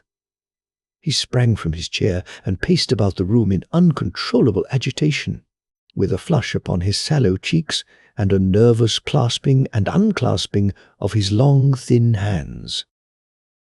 "They must be cunning devils," he exclaimed at last. "How could they have decoyed him down there? The embankment is not on the direct line to the station. The bridge, no doubt, was too crowded, even on such a night, for their purpose. Well, Watson, we shall see who will win in the long run. I am going out now." "To the police?" "No, I shall be my own police. When I have spun the web they may take the flies, but not before." All day I was engaged in my professional work, and it was late in the evening before I returned to Baker Street. Sherlock Holmes had not come back yet. It was nearly 10 o'clock before he entered, looking pale and worn. He walked up to the sideboard, and tearing a piece from the loaf, he devoured it voraciously, washing it down with a long draught of water. "You are hungry," I remarked. "Starving." It had escaped my memory. "I have had nothing since breakfast." "Nothing?" "Not a bite. I had no time to think of it." "And how have you succeeded?" "Well, you have a clue?" "I have them in the hollow of my hand. Young Openshaw shall not long remain unavenged." "Why, Watson, let us put their own devilish trademark upon them." "It is well thought of." "What do you mean?" He took an orange from the cupboard, and tearing it to pieces, he squeezed out the pips upon the table. Of these he took 5 and thrust them into an envelope. On the inside of the flap he wrote S.H. for J. O. Then he sealed it and addressed it to Captain James Calhoun, Bark Lone Star, Savannah, Georgia. "That will await him when he enters port," said he, chuckling. "It may give him a sleepless night. He will find it as sure a precursor of his fate as Openshaw did before him." "And who is this Captain Calhoun?" "The leader of the gang. I shall have the others, but he first." "How did you trace it, then?" He took a large sheet of paper from his pocket, all covered with dates and names. "I have spent the whole day," said he, "over Lloyd's registers and files of the old papers, following the future career of every vessel which touched at Pondicherry in January and February in '83. There were 36 ships of fair tonnage which were reported there during those months. Of these, one, the Lone Star, instantly attracted my attention since, although it was reported as having cleared from London, the name is that which is given to one of the states of the Union. Texas, I think. I was not and am not sure which, but I knew that the ship must have an American origin. What then? I searched the Dundee records, and when I found that the Barkay Lone Star was there in January '85, my suspicion became a certainty. I then inquired as to the vessels which lay at present in the port of London. Yes, the Lone Star had arrived here last week. I went down to the Albert Dock and found that she had been taken down the river by the early tide this morning, homeward bound to Savannah. I wired to Gravesend and learned that she had passed some time ago, and as the wind is easterly, I have no doubt that she is now past the Goodwins and not very far from the Isle of Wight. What will you do then? I have my hand upon him. He and the 2 mates are, as I learn, the only native-born Americans in the ship. The others are Finns and Germans. I know, also, that they were all three away from the ship last night. I had it from the stevedore, who has been loading their cargo. By the time that their sailing ship reaches Savannah, the mail boat will have carried this letter, and the cable will have informed the police of Savannah that these three gentlemen are badly wanted here upon a charge of murder. There is ever a flaw, however, in the best laid of human plans, and the murderers of John Openshaw were never to receive the orange pips which would show them that another, as cunning and as resolute as themselves, was upon their track. Very long and very severe were the equinoctial gales that year. We waited long for news of the Lone Star of Savannah, but none ever reached us. We did at last hear that somewhere far out in the Atlantic a shattered stern post of a boat was seen swinging in the trough of a wave with the letters L.S. carved upon it. And that is all which we shall ever know of the fate of the Lone Star.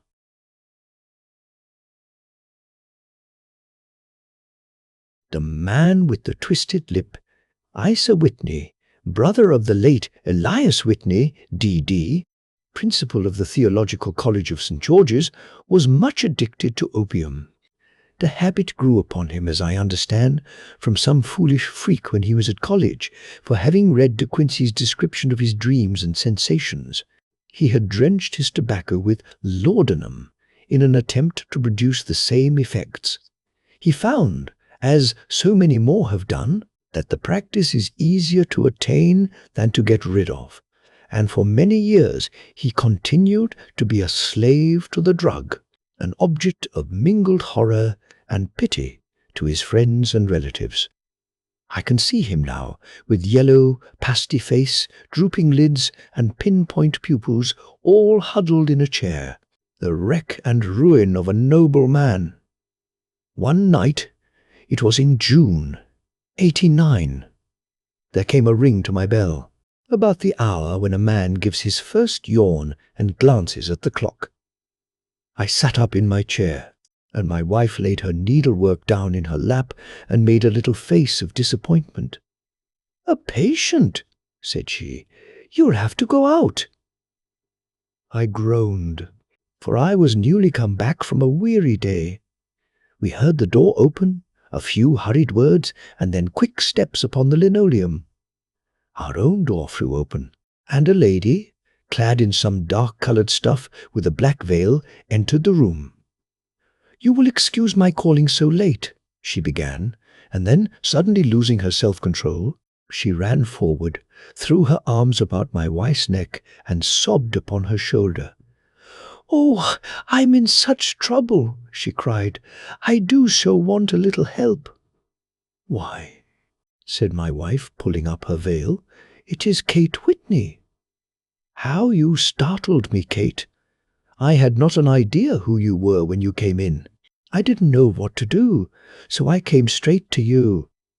That was always the way. Folk who were in grief came to my wife like birds to a lighthouse. "It was very sweet of you to come. Now you must have some wine and water and sit here comfortably and tell us all about it. Or should you rather that I sent James off to bed?" "Oh, no, no. I want the doctor's advice and help too. It's about Isa. He has not been home for 2 days. I am so frightened about him." It was not the first time that she had spoken to us of her husband's trouble, to me as a doctor, to my wife as an old friend and school companion. We soothed and comforted her by such words as we could find. Did she know where her husband was? Was it possible that we could bring him back to her? It seems that it was. She had the surest information that of late he had, when the fit was on him, made use of an opium den in the farthest east of the city. Hitherto, his orgies had always been confined to one day, and he had come back, twitching and shattered, in the evening. But now the spell had been upon him 48 hours, and he lay there, doubtless among the dregs of the docks, breathing in the poison or sleeping off the effects. There he was to be found. She was sure of it, at the Bar of Gold in Upper Swandam Lane. But what was she to do? How could she? A young and timid woman make her way into such a place and pluck her husband out from among the ruffians who surrounded him? There was the case. And of course there was but one way out of it. Might I not escort her to this place? And then, as a second thought, why should she come at all? I was Isa Whitney's medical adviser, and as such I had influence over him. I could manage it better if I were alone. I promised her on my word that I would send him home in a cab within 2 hours if he were indeed at the address which she had given me. And so, in 10 minutes I had left my armchair and cheery sitting-room behind me, and was speeding eastward in a hansom on a strange errand. As it seemed to me at the time, though the future only could show how strange it was to be. But there was no great difficulty in the first stage of my adventure. Upper Swandam Lane is a vile alley, lurking behind the high wharves which line the north side of the river to the east of London Bridge. Between a slop shop and a gin shop, approached by a steep flight of steps leading down to a black gap like the mouth of a cave, I found the den of which I was in search. Ordering my cab to wait, I passed down the steps, worn hollow in the centre by the ceaseless tread of drunken feet, and by the light of a flickering oil lamp above the door, I found the latch and made my way into a long, low room, thick and heavy with the brown opium smoke, and terraced with wooden berths like the forecastle of an emigrant ship. Through the gloom, one could dimly catch a glimpse of bodies lying in strange, fantastic poses, bowed shoulders, bent knees, heads thrown back, and chins pointing upward, with here and there a dark, lack-lustre eye turned upon the newcomer. Out of the black shadows there glimmered little red circles of light, now bright, now faint. As the burning poison waxed or waned in the bowls of the metal pipes, the most lay silent, but some muttered to themselves, and others talked together in a strange, low, monotonous voice, their conversation coming in gushes, and then suddenly tailing off into silence, each mumbling out his own thoughts and paying little heed to the words of his neighbour. At the farther end was a small brazier of burning charcoal, beside which, on a 3-legged wooden stool, there sat a tall, thin old man, with his jaw resting upon his 2 fists and his elbows upon his knees, staring into the fire. As I entered, a sallow Malay attendant had hurried up with a pipe for me and a supply of the drug, beckoning me to an empty berth. "Thank you. I have not come to stay," said I.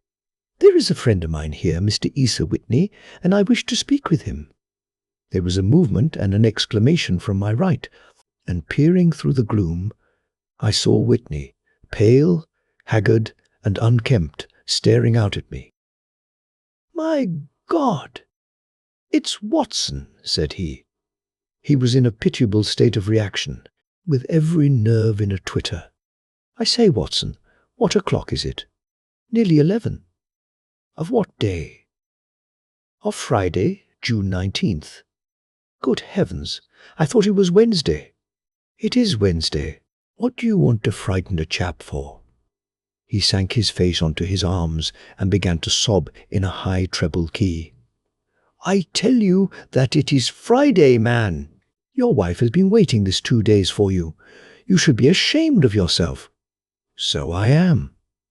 But you've got mixed, Watson, for I have only been here a few hours. 3 pipes, 4 pipes, I forget how many. But I'll go home with you." "I wouldn't frighten Kate. Poor little Kate. Give me your hand." "Have you a cab?" "Yes, I have one waiting." "Then I shall go in it, but I must owe something." "Find what I owe, Watson. I am all off colour. I can do nothing for myself." I walked down the narrow passage between the double row of sleepers, holding my breath to keep out the vile, stupefying fumes of the drug, and looking about for the manager.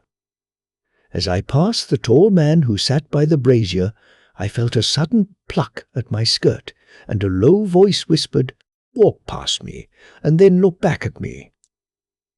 The words fell quite distinctly upon my ear. I glanced down.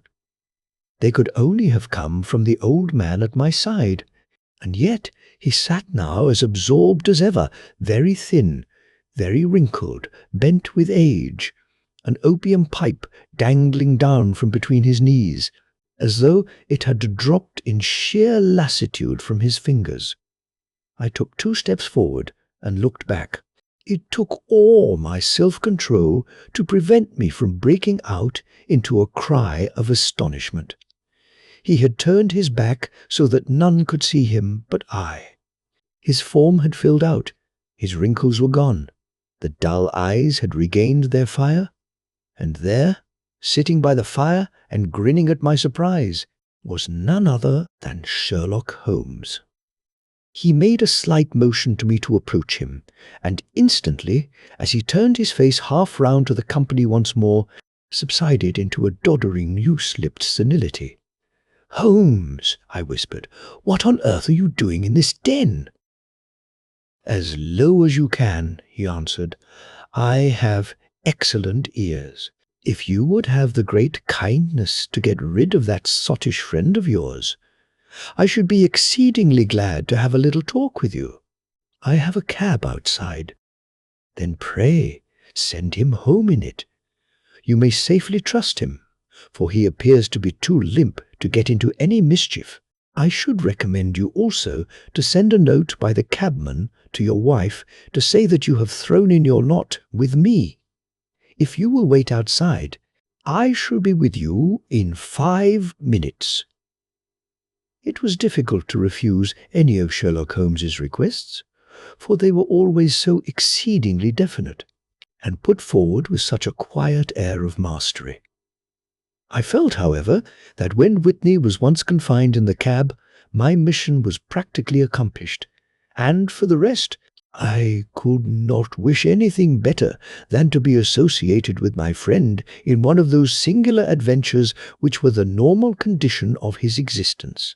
In a few minutes I had written my note, paid Whitney's bill, led him out to the cab, and seen him driven through the darkness.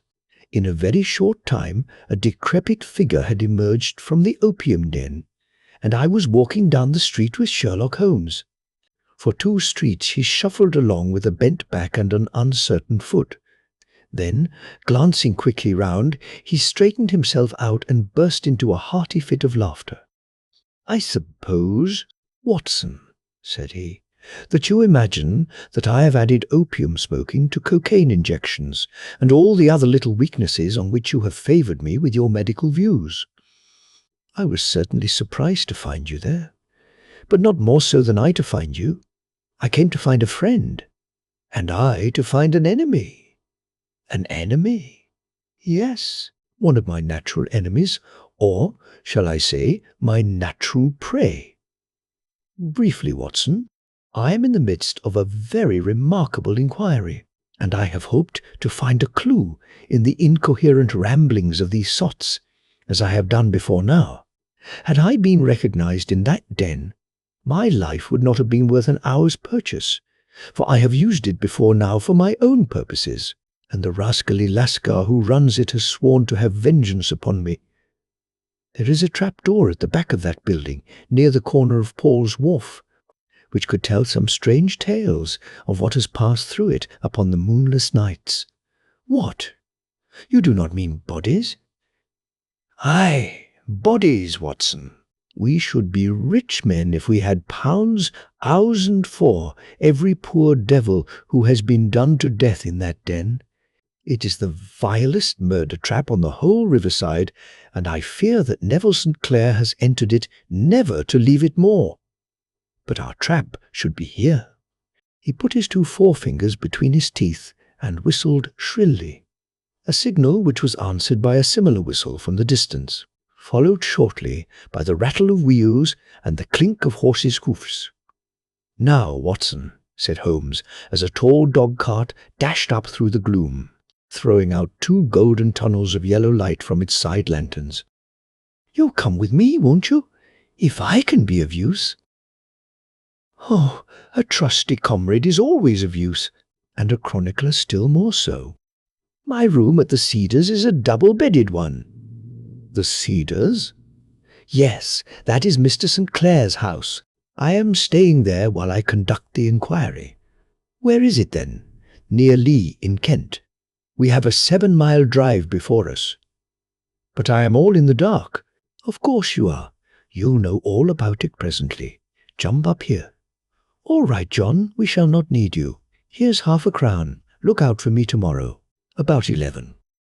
Give her her head." "So long, then." He flicked the horse with his whip, and we dashed away through the endless succession of sombre and deserted streets, which widened gradually until we were flying across a broad, balustraded bridge with the murky river flowing sluggishly beneath us.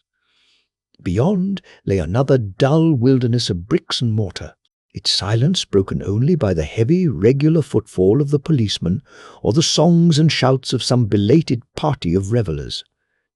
A dull wrack was drifting slowly across the sky, and a star or two twinkled dimly here and there through the rifts of the clouds. Holmes drove in silence, with his head sunk upon his breast, and the air of a man who is lost in thought, while I sat beside him, curious to learn what this new quest might be, which seemed to tax his powers so sorely, and yet afraid to break in upon the current of his thoughts. We had driven several miles, and were beginning to get to the fringe of the belt of suburban villas, when he shook himself, shrugged his shoulders, and lit up his pipe with the air of a man who has satisfied himself that he is acting for the best. "You have a grand gift of silence, Watson," said he. "It makes you quite invaluable as a companion. 'Pon my word, it is a great thing for me to have someone to talk to, for my own thoughts are not over-pleasant. I was wondering what I should say to this dear little woman tonight when she meets me at the door. You forget that I know nothing about it. I shall just have time to tell you the facts of the case before we get to Lee. It seems absurdly simple, and yet somehow I can get nothing to go upon. There's plenty of thread, no doubt, but I can't get the end of it into my hand. Now, I'll state the case clearly and concisely to you, Watson, and maybe you can see a spark where all is dark to me. Proceed, then. Some years ago, to be definite, in May 1884, there came to Lee a gentleman, Neville St. Saints and Asp, Clare by name, who appeared to have plenty of money. He took a large villa, laid out the grounds very nicely, and lived generally in good style. By degrees he made friends in the neighbourhood, and in 1887 he married the daughter of a local brewer, by whom he now has 2 children. He had no occupation, but was interested in several companies, and went into town as a rule in the morning, returning by the 5:14 from Cannon Street every night. Mr. St. Clair is now 37 years of age, is a man of temperate habits, a good husband, a very affectionate father, and a man who is popular with all who know him. I may add that his whole debts at the present moment, as far as we have been able to ascertain, amount to 88 tens, while he has 20 standing to his credit in the Capital and Counties Bank. There is no reason, therefore, to think that money troubles have been weighing upon his mind. Last Monday, Mr. Neville St. Clair went into town rather earlier than usual, remarking before he started that he had 2 important commissions to perform, and that he would bring his little boy home a box of bricks. Now, by the merest chance, his wife received a telegram upon this same Monday, very shortly after his departure, to the effect that a small parcel of considerable value, which she had been expecting, was waiting for her at the offices of the Aberdeen Shipping Company. Now, if you are well up in your London, you will know that the office of the company is in Fresno Street, which branches out of Upper Swandam Lane, where you found me tonight. Mrs. St. Clair had her lunch, started for the city, did some shopping, proceeded to the company's office, got her packet, and found herself at exactly 4035 walking through Swandam Lane on her way back to the station. Have you followed me so far? It is very clear. If you remember, Monday was an exceedingly hot day, and Mrs. St. Clair walked slowly, glancing about in the hope of seeing a cab, as she did not like the neighbourhood in which she found herself. While she was walking in this way down Swandam Lane, she suddenly heard an ejaculation or cry, and was struck cold to see her husband looking down at her and, as it seemed to her, beckoning to her from a second-floor window. The window was open, and she distinctly saw his face, which she describes as being terribly agitated. He waved his hands frantically to her, and then vanished from the window so suddenly that it seemed to her that he had been plucked back by some irresistible force from behind. One singular point which struck her quick feminine eye was that, although he wore some dark coat, such as he had started to town in, he had on neither collar nor necktie. Convinced that something was amiss with him, she rushed down the steps, for the house was none other than the opium den in which you found me tonight, and running through the front room, she attempted to ascend the stairs, which led to the first floor. At the foot of the stairs, however, she met this Lascar scoundrel of whom I have spoken, who thrust her back and, aided by a Dane, who acts as assistant there, pushed her out into the street. Filled with the most maddening doubts and fears, she rushed down the lane and, by rare good fortune, met in Fresno Street a number of constables with an inspector, all on their way to their beat. The inspector and two men accompanied her back, and in spite of the continued resistance of the proprietor, they made their way to the room in which Mr. St. Clair had last been seen. There was no sign of him there. In fact, in the whole of that floor there was no one to be found save a crippled wretch of hideous aspect, who, it seems, made his home there. Both he and the Lascar stoutly swore that no one else had been in the front room during the afternoon. So determined was their denial that the inspector was staggered, and had almost come to believe that Mrs. St. Clair had been deluded when, with a cry, she sprang at a small deal box which lay upon the table and tore the lid from it. Out there fell a cascade of children's bricks. It was the toy which he had promised to bring home. This discovery, and the evident confusion which the cripple showed, made the inspector realize that the matter was serious. The rooms were carefully examined, and results all pointed to an abominable crime. The front room was plainly furnished as a sitting room, and led into a small bedroom, which looked out upon the back of one of the wharves. Between the wharf and the bedroom window is a narrow strip, which is dry at low tide, but is covered at high tide with at least 4.5 feet of water. The bedroom window was a broad one, and opened from below. On examination, traces of blood were to be seen upon the window-sill, and several scattered drops were visible upon the wooden floor of the bedroom. Thrust away behind a curtain in the front room were all the clothes of Mr. Neville St. Clair, with the exception of his coat, his boots, his socks, his hat, and his watch. All were there. There were no signs of violence upon any of these garments, and there were no other traces of Mr. Neville St. Clair. Out of the window he must apparently have gone, for no other exit could be discovered, and the ominous blood-stains upon the sill gave little promise that he could save himself by swimming, for the tide was at its very highest at the moment of the tragedy. And now as to the villains who seemed to be immediately implicated in the matter. The Lascar was known to be a man of the vilest antecedents, but as, by Mrs. Saintsen's, Claire's story, he was known to have been at the foot of the stair within a very few seconds of her husband's appearance at the window. He could hardly have been more than an accessory to the crime.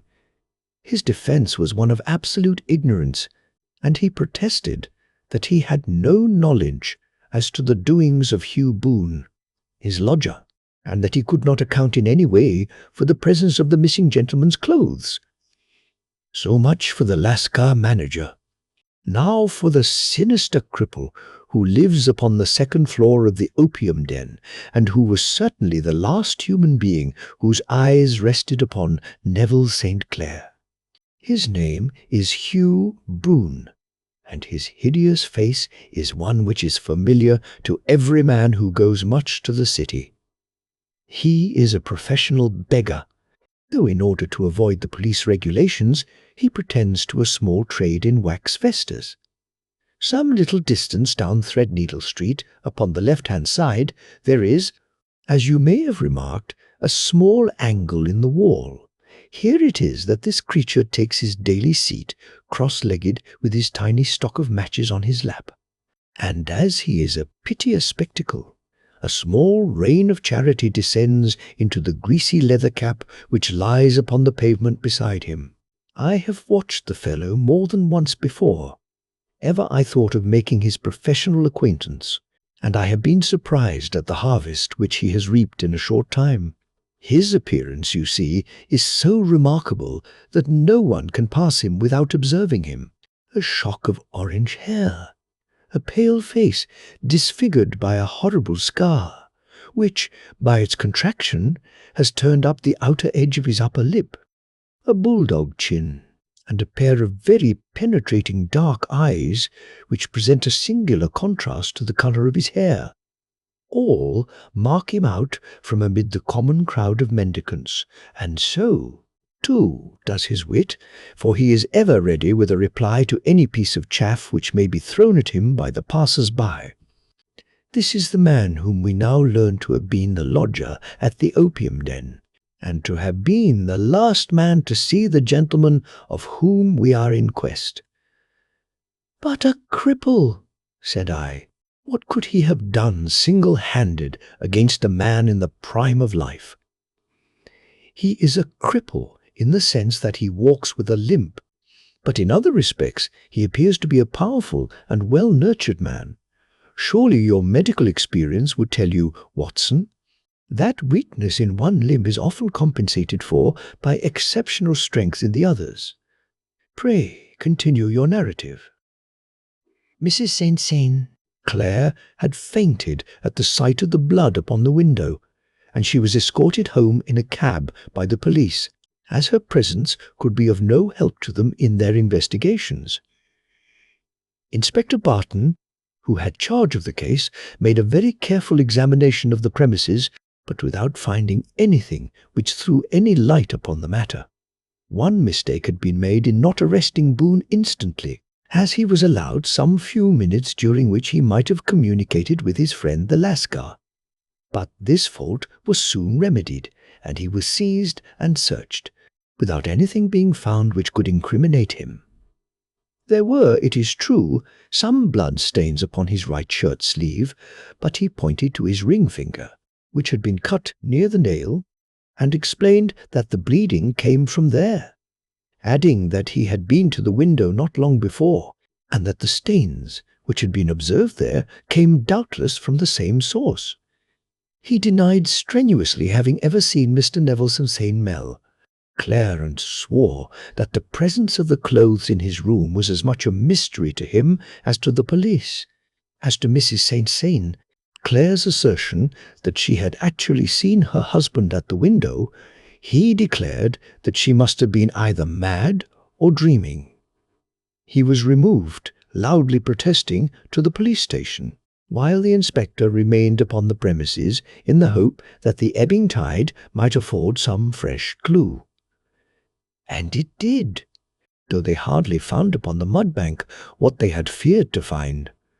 It was Neville St. Clair's coat, and not Neville St. Clair, which lay uncovered as the tide receded. And what do you think they found in the pockets? I cannot imagine. No, I don't think you would guess. Every pocket stuffed with pennies and halfpennies, 4 2 1-pennies and 2 70 halfpennies. It was no wonder that it had not been swept away by the tide. But a human body is a different matter. There is a fierce eddy between the wharf and the house. It seemed likely enough that the weighted coat had remained when the stripped body had been sucked away into the river. But I understand that all the other clothes were found in the room. Would the body be dressed in a coat alone? No, sir, but the facts might be met speciously enough. Suppose that this man Boone had thrust Neville St. Clair through the window. There is no human eye which could have seen the deed. What would he do then? It would, of course, instantly strike him that he must get rid of the telltale garments. He would seize the coat then, and be in the act of throwing it out, when it would occur to him that it would swim and not sink. He has little time, for he has heard the scuffle downstairs when the wife tried to force her way up, and perhaps he has already heard from his Lascar confederate that the police are hurrying up the street. There is not an instant to be lost. He rushes to some secret hoard, where he has accumulated the fruits of his beggary, and he stuffs all the coins upon which he can lay his hands into the pockets to make sure of the coat's sinking. He throws it out, and would have done the same with the other garments had not he heard the rush of steps below, and only just had time to close the window when the police appeared. It certainly sounds feasible. Well, we will take it as a working hypothesis for want of a better. Boone, as I have told you, was arrested and taken to the station, but it could not be shown that there had ever before been anything against him. He had for years been known as a professional beggar, but his life appeared to have been a very quiet and innocent one. There the matter stands at present, and the questions which have to be solved. What Neville St. Clair was doing in the opium den? What happened to him when there? Where is he now? And what Hugh Boone had to do with his disappearance are all as far from a solution as ever. I confess that I cannot recall any case within my experience which looked at the first glance so simple and yet which presented such difficulties. While Sherlock Holmes had been detailing this singular series of events, we had been whirling through the outskirts of the great town until the last straggling houses had been left behind, and we rattled along with a country hedge upon either side of us. Just as he finished, however, we drove through 2 scattered villages, where a few lights still glimmered in the windows. "We are on the outskirts of Lee," said my companion. "We have touched on 3 English counties in our short drive, starting in Middlesex, passing over an angle of Surrey, and ending in Kent. See that light among the trees?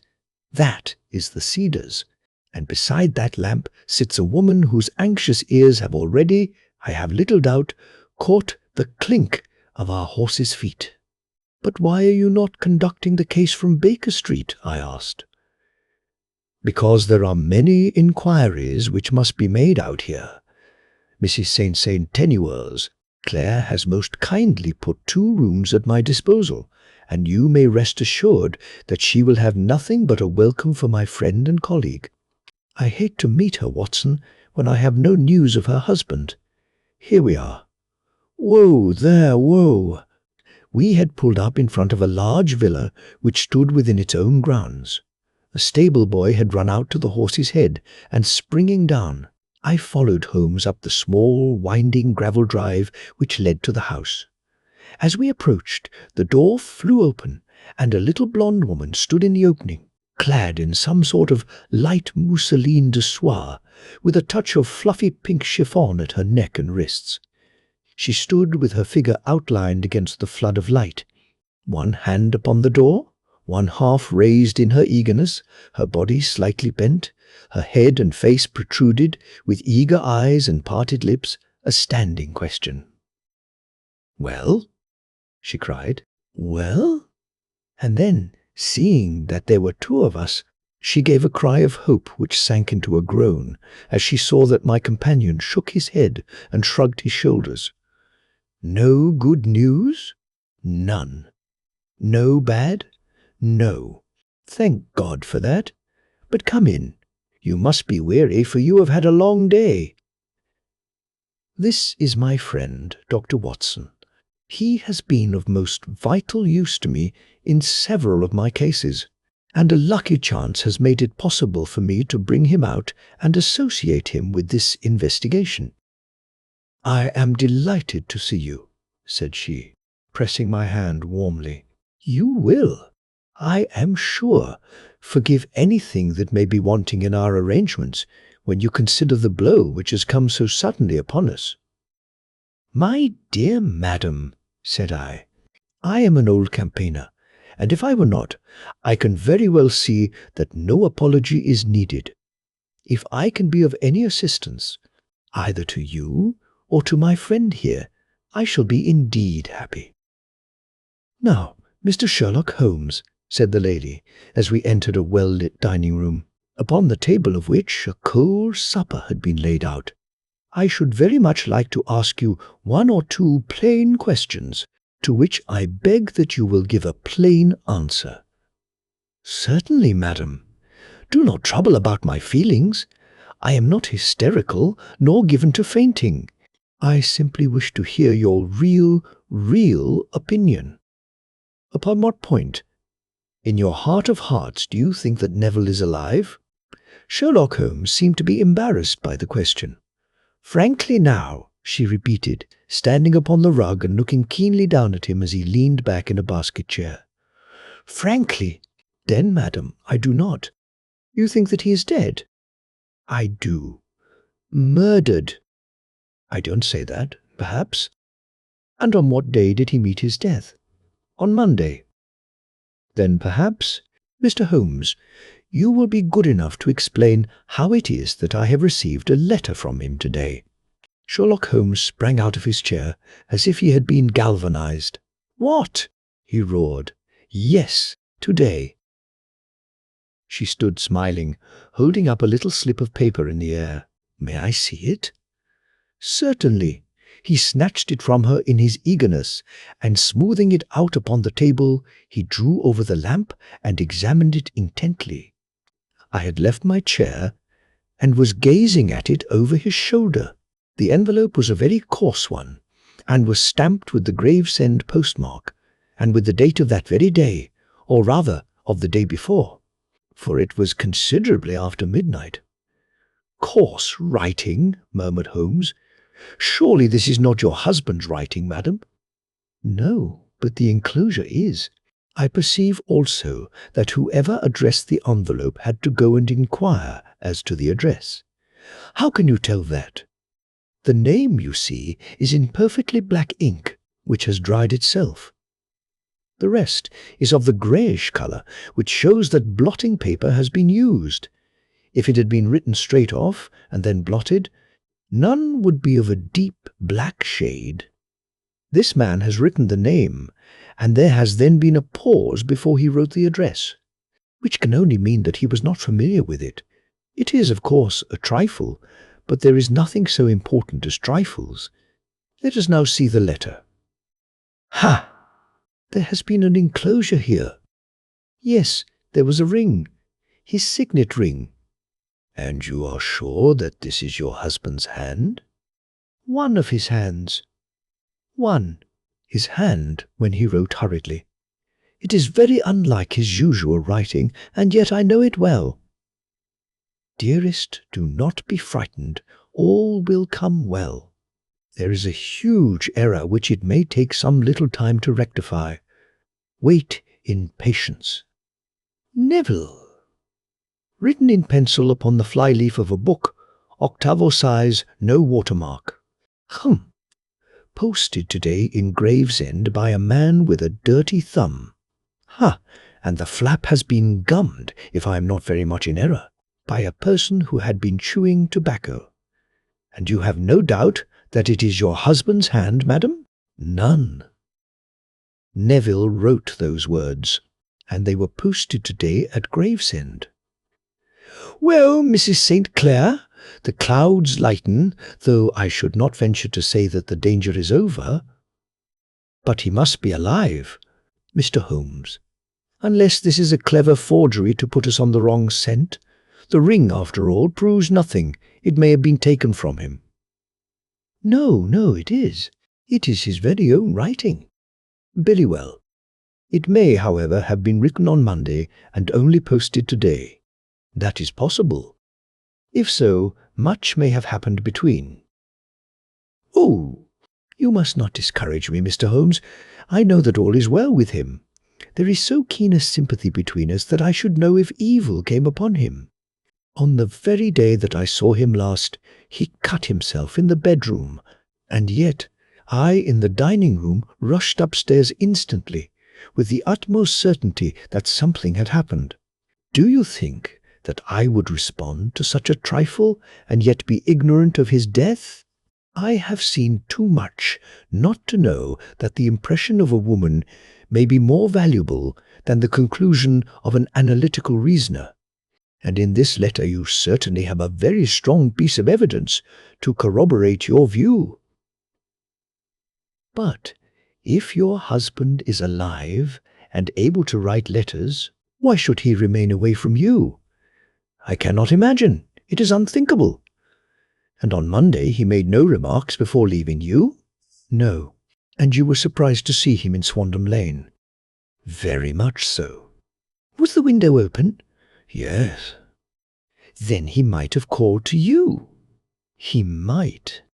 He only, as I understand, gave an inarticulate cry. Yes. A call for help, you thought? Yes. He waved his hands. But it might have been a cry of surprise. Astonishment at the unexpected sight of you might cause him to throw up his hands. It is possible. And you thought he was pulled back. He disappeared so suddenly. He might have leaped back. You did not see anyone else in the room. No, but this horrible man confessed to having been there, and the Lascar was at the foot of the stairs. Quite so. Your husband, as far as you could see, had his ordinary clothes on, but without his collar or tie. I distinctly saw his bare throat. Had he ever spoken of Swandam Lane? Never. Had he ever showed any signs of having taken opium? Never. Thank you, Mrs. Sinclair. Those are the principal points about which I wish to be absolutely clear. We shall now have a little supper and then retire, for we may have a very busy day tomorrow. A large and comfortable double-bedded room had been placed at our disposal, and I was quickly between the sheets, for I was weary after my night of adventure.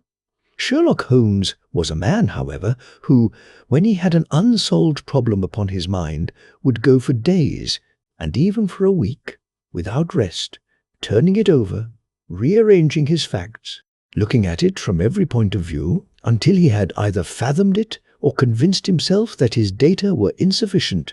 It was soon evident to me that he was now preparing for an all-night sitting. He took off his coat and waistcoat, put on a large blue dressing-gown, and then wandered about the room collecting pillows from his bed and cushions from the sofa and armchairs. With these he constructed a sort of Eastern divan, upon which he perched himself cross-legged, with an ounce of shag tobacco and a box of matches laid out in front of him. In the dim light of the lamp I saw him sitting there, an old briar pipe between his lips, his eyes fixed vacantly upon the corner of the ceiling, the blue smoke curling up from him, silent, motionless, with the light shining upon his strong-set aquiline features. So he sat as I dropped off to sleep, and so he sat when a sudden ejaculation caused me to wake up, and I found the summer sun shining into the apartment. The pipe was still between his lips. The smoke still curled upward, and the room was full of a dense tobacco haze, but nothing remained of the heap of shag which I had seen upon the previous night. "Awake, Watson?" he asked. "Yes." "Game for a morning drive?" "Certainly." "Then dress. No one is stirring yet, but I know where the stable boy sleeps, and we shall soon have the trap out."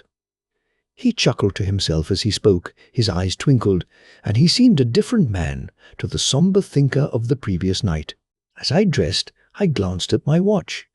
It was no wonder that no one was stirring. It was 25 minutes past 4. I had hardly finished when Holmes returned with the news that the boy was putting in the horse. "I want to test a little theory of mine," said he. pulling on his boots. "I think, Watson, that you are now standing in the presence of one of the most absolute fools in Europe. I deserve to be kicked from here to Charing Cross, but I think I have the key of the affair now." "And where is it?" I asked, smiling. "In the bathroom," he answered. "Oh yes, I am not joking," he continued, seeing my look of incredulity. "I have just been there, and I have taken it out. And I have got it in this Gladstone bag. Come on, my boy, and we shall see whether it will not fit the lock."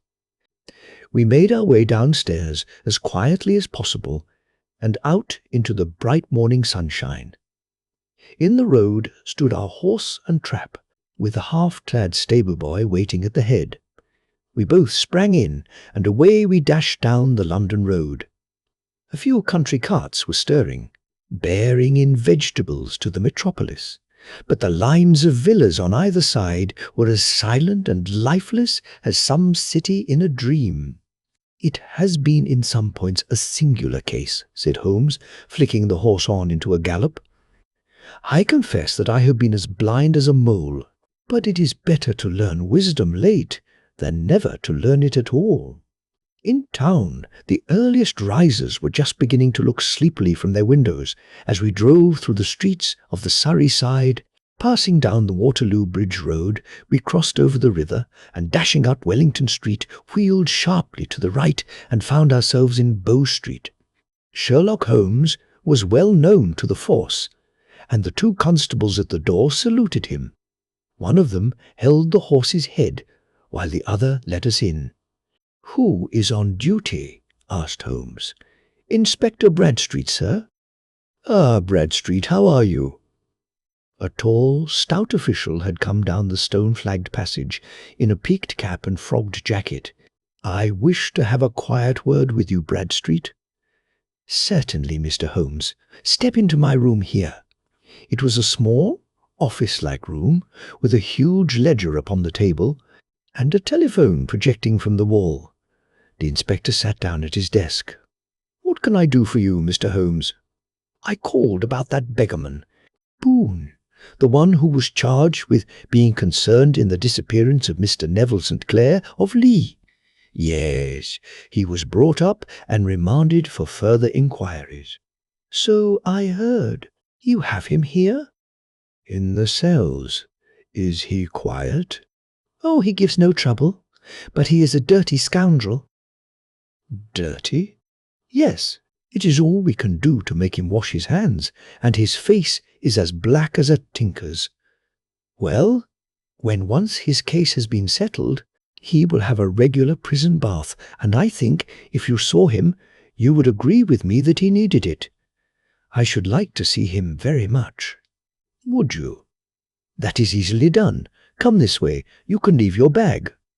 "No, I think that I'll take it." "Very good. Come this way, if you please." He led us down a passage, opened a barred door, passed down a winding stair, and brought us to a whitewashed corridor with a line of doors on each side. "The third on the right is his," said the inspector. "Here it is." He quietly shot back a panel in the upper part of the door and glanced through. "He is asleep," said he.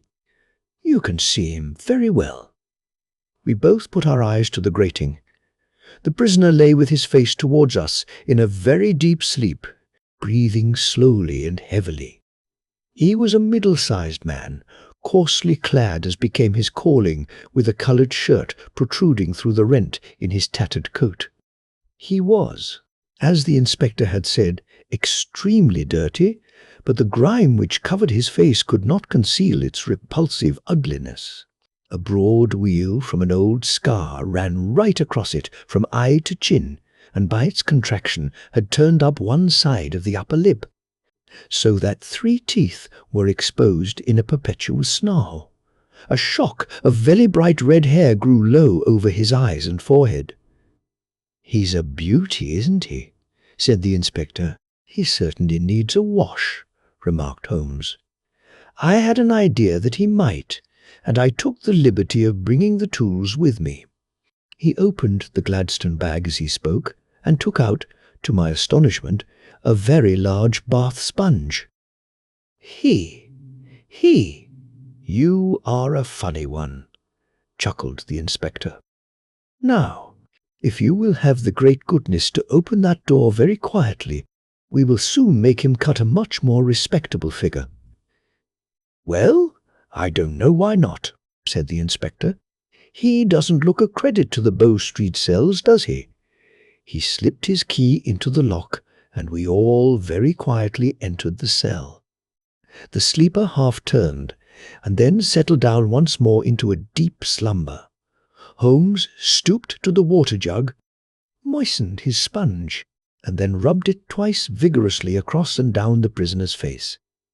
"Let me introduce you," he shouted, "to Mr. Neville St. Clair, of Lee, in the county of Kent. Never in my life have I seen such a sight." The man's face peeled off under the sponge like the bark from a tree. Gone was the coarse brown tint. Gone, too, was the horrid scar which had seamed it across, and the twisted lip which had given the repulsive sneer to the face. A twitch brought away the tangled red hair, and there, sitting up in his bed, was a pale, sad-faced, refined-looking man, black-haired and smooth-skinned, rubbing his eyes and staring about him with sleepy bewilderment. Then, suddenly realizing the exposure, he broke into a scream and threw himself down with his face to the pillow. "Great heavens!" cried the inspector. "It is indeed the missing man. I know him from the photograph." The prisoner turned with the reckless air of a man who abandons himself to his destiny. "Be it so," said he. "And pray, what am I charged with?" "With making away with Mr. Neville Saint. Oh, come, you can't be charged with that unless they make a case of attempted suicide of it," said the inspector with a grin. "Well, I have been 27 years in the force, but this really takes the cake. If I am Mr. Neville St. Clair, then it is obvious that no crime has been committed, and that, therefore, I am illegally detained." "No crime? But a very great error has been committed," said Holmes. "You would have done better to have trusted your wife." "It was not the wife, it was the children," groaned the prisoner. "God help me! I would not have them ashamed of their father. My God, what an exposure! What can I do?" Sherlock Holmes sat down beside him on the couch and patted him kindly on the shoulder. "If you leave it to a court of law to clear the matter up," said he, "of course you can hardly avoid publicity. On the other hand, if you convince the police authorities that there is no possible case against you, I do not know that there is any reason that the details should find their way into the papers. Inspector Bradstreet would, I am sure, make notes upon anything which you might tell us, and submit it to the proper authorities. The case would then never go into court at all." "God bless you!" cried the prisoner passionately. "I would have endured imprisonment, aye, even execution, rather than have left my miserable secret as a family blot to my children. You are the first who have ever heard my story. My father was a schoolmaster in Chesterfield, where I received an excellent education. I travelled in my youth, took to the stage, and finally became a reporter on an evening paper in London. One day my editor wished to have a series of articles upon begging in the metropolis, and I volunteered to supply them. There was the point from which all my adventures started. It was only by trying begging as an amateur that I could get the facts upon which to base my articles. When an actor I had, of course, learned all the secrets of making up, and had been famous in the green room for my skill. I took advantage now of my attainments. I painted my face, and to make myself as pitiable as possible, I made a good scar and fixed one side of my lip in a twist by the aid of a small slip of flesh, coloured plaster. Then, with a red head of hair and an appropriate dress, I took my station in the business part of the city, ostensibly as a match seller, but really as a beggar. For 7 hours I plied my trade, and when I returned home in the evening, I found to my surprise that I had received no less than 26. Forward. I wrote my articles and thought little more of the matter until, some time later, I backed a bill for a friend and had a writ served upon me for 25. I was at my wits' end where to get the money, but a sudden idea came to me. I begged a fortnight's grace from the creditor, asked for a holiday from my employers, and spent the time in begging in the city under my disguise. In 10 days I had the money and had paid the debt. Well, you can imagine how hard it was to settle down to arduous work at 2 a week when I knew that I could earn as much in a day by smearing my face with a little paint, laying my cap on the ground and sitting still. It was a long fight between my pride and the money. But the dollars won at last, and I threw up reporting and sat day after day in the corner which I had first chosen, inspiring pity by my ghastly face and filling my pockets with coppers. Only one man knew my secret.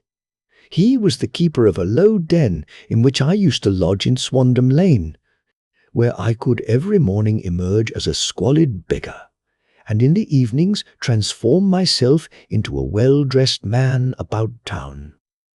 This fellow, Alaska, was well paid by me for his rooms, so that I knew that my secret was safe in his possession. Well, very soon I found that I was saving considerable sums of money. I do not mean that any beggar in the streets of London could earn 700 a year, which is less than my average takings, but I had exceptional advantages in my power of making up, and also in a facility of repartee, which improved by practice and made me quite a recognized character in the city. All day a stream of pennies, varied by silver, poured in upon me, and it was a very bad day in which I failed to take two. As I grew richer, I grew more ambitious, took a house in the country, and eventually married, without anyone having a suspicion as to my real occupation. My dear wife knew that I had business in the city. She little knew what.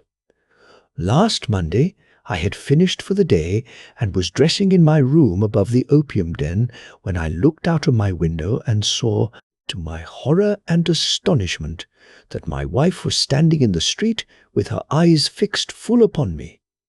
I gave a cry of surprise, threw up my arms to cover my face, and, rushing to my confidant, the Lascar, entreated him to prevent anyone from coming up to me. I heard her voice downstairs, but I knew that she could not ascend. Swiftly I threw off my clothes, pulled on those of a beggar, and put on my pigments and wig. Even a wife's eyes could not pierce so complete a disguise.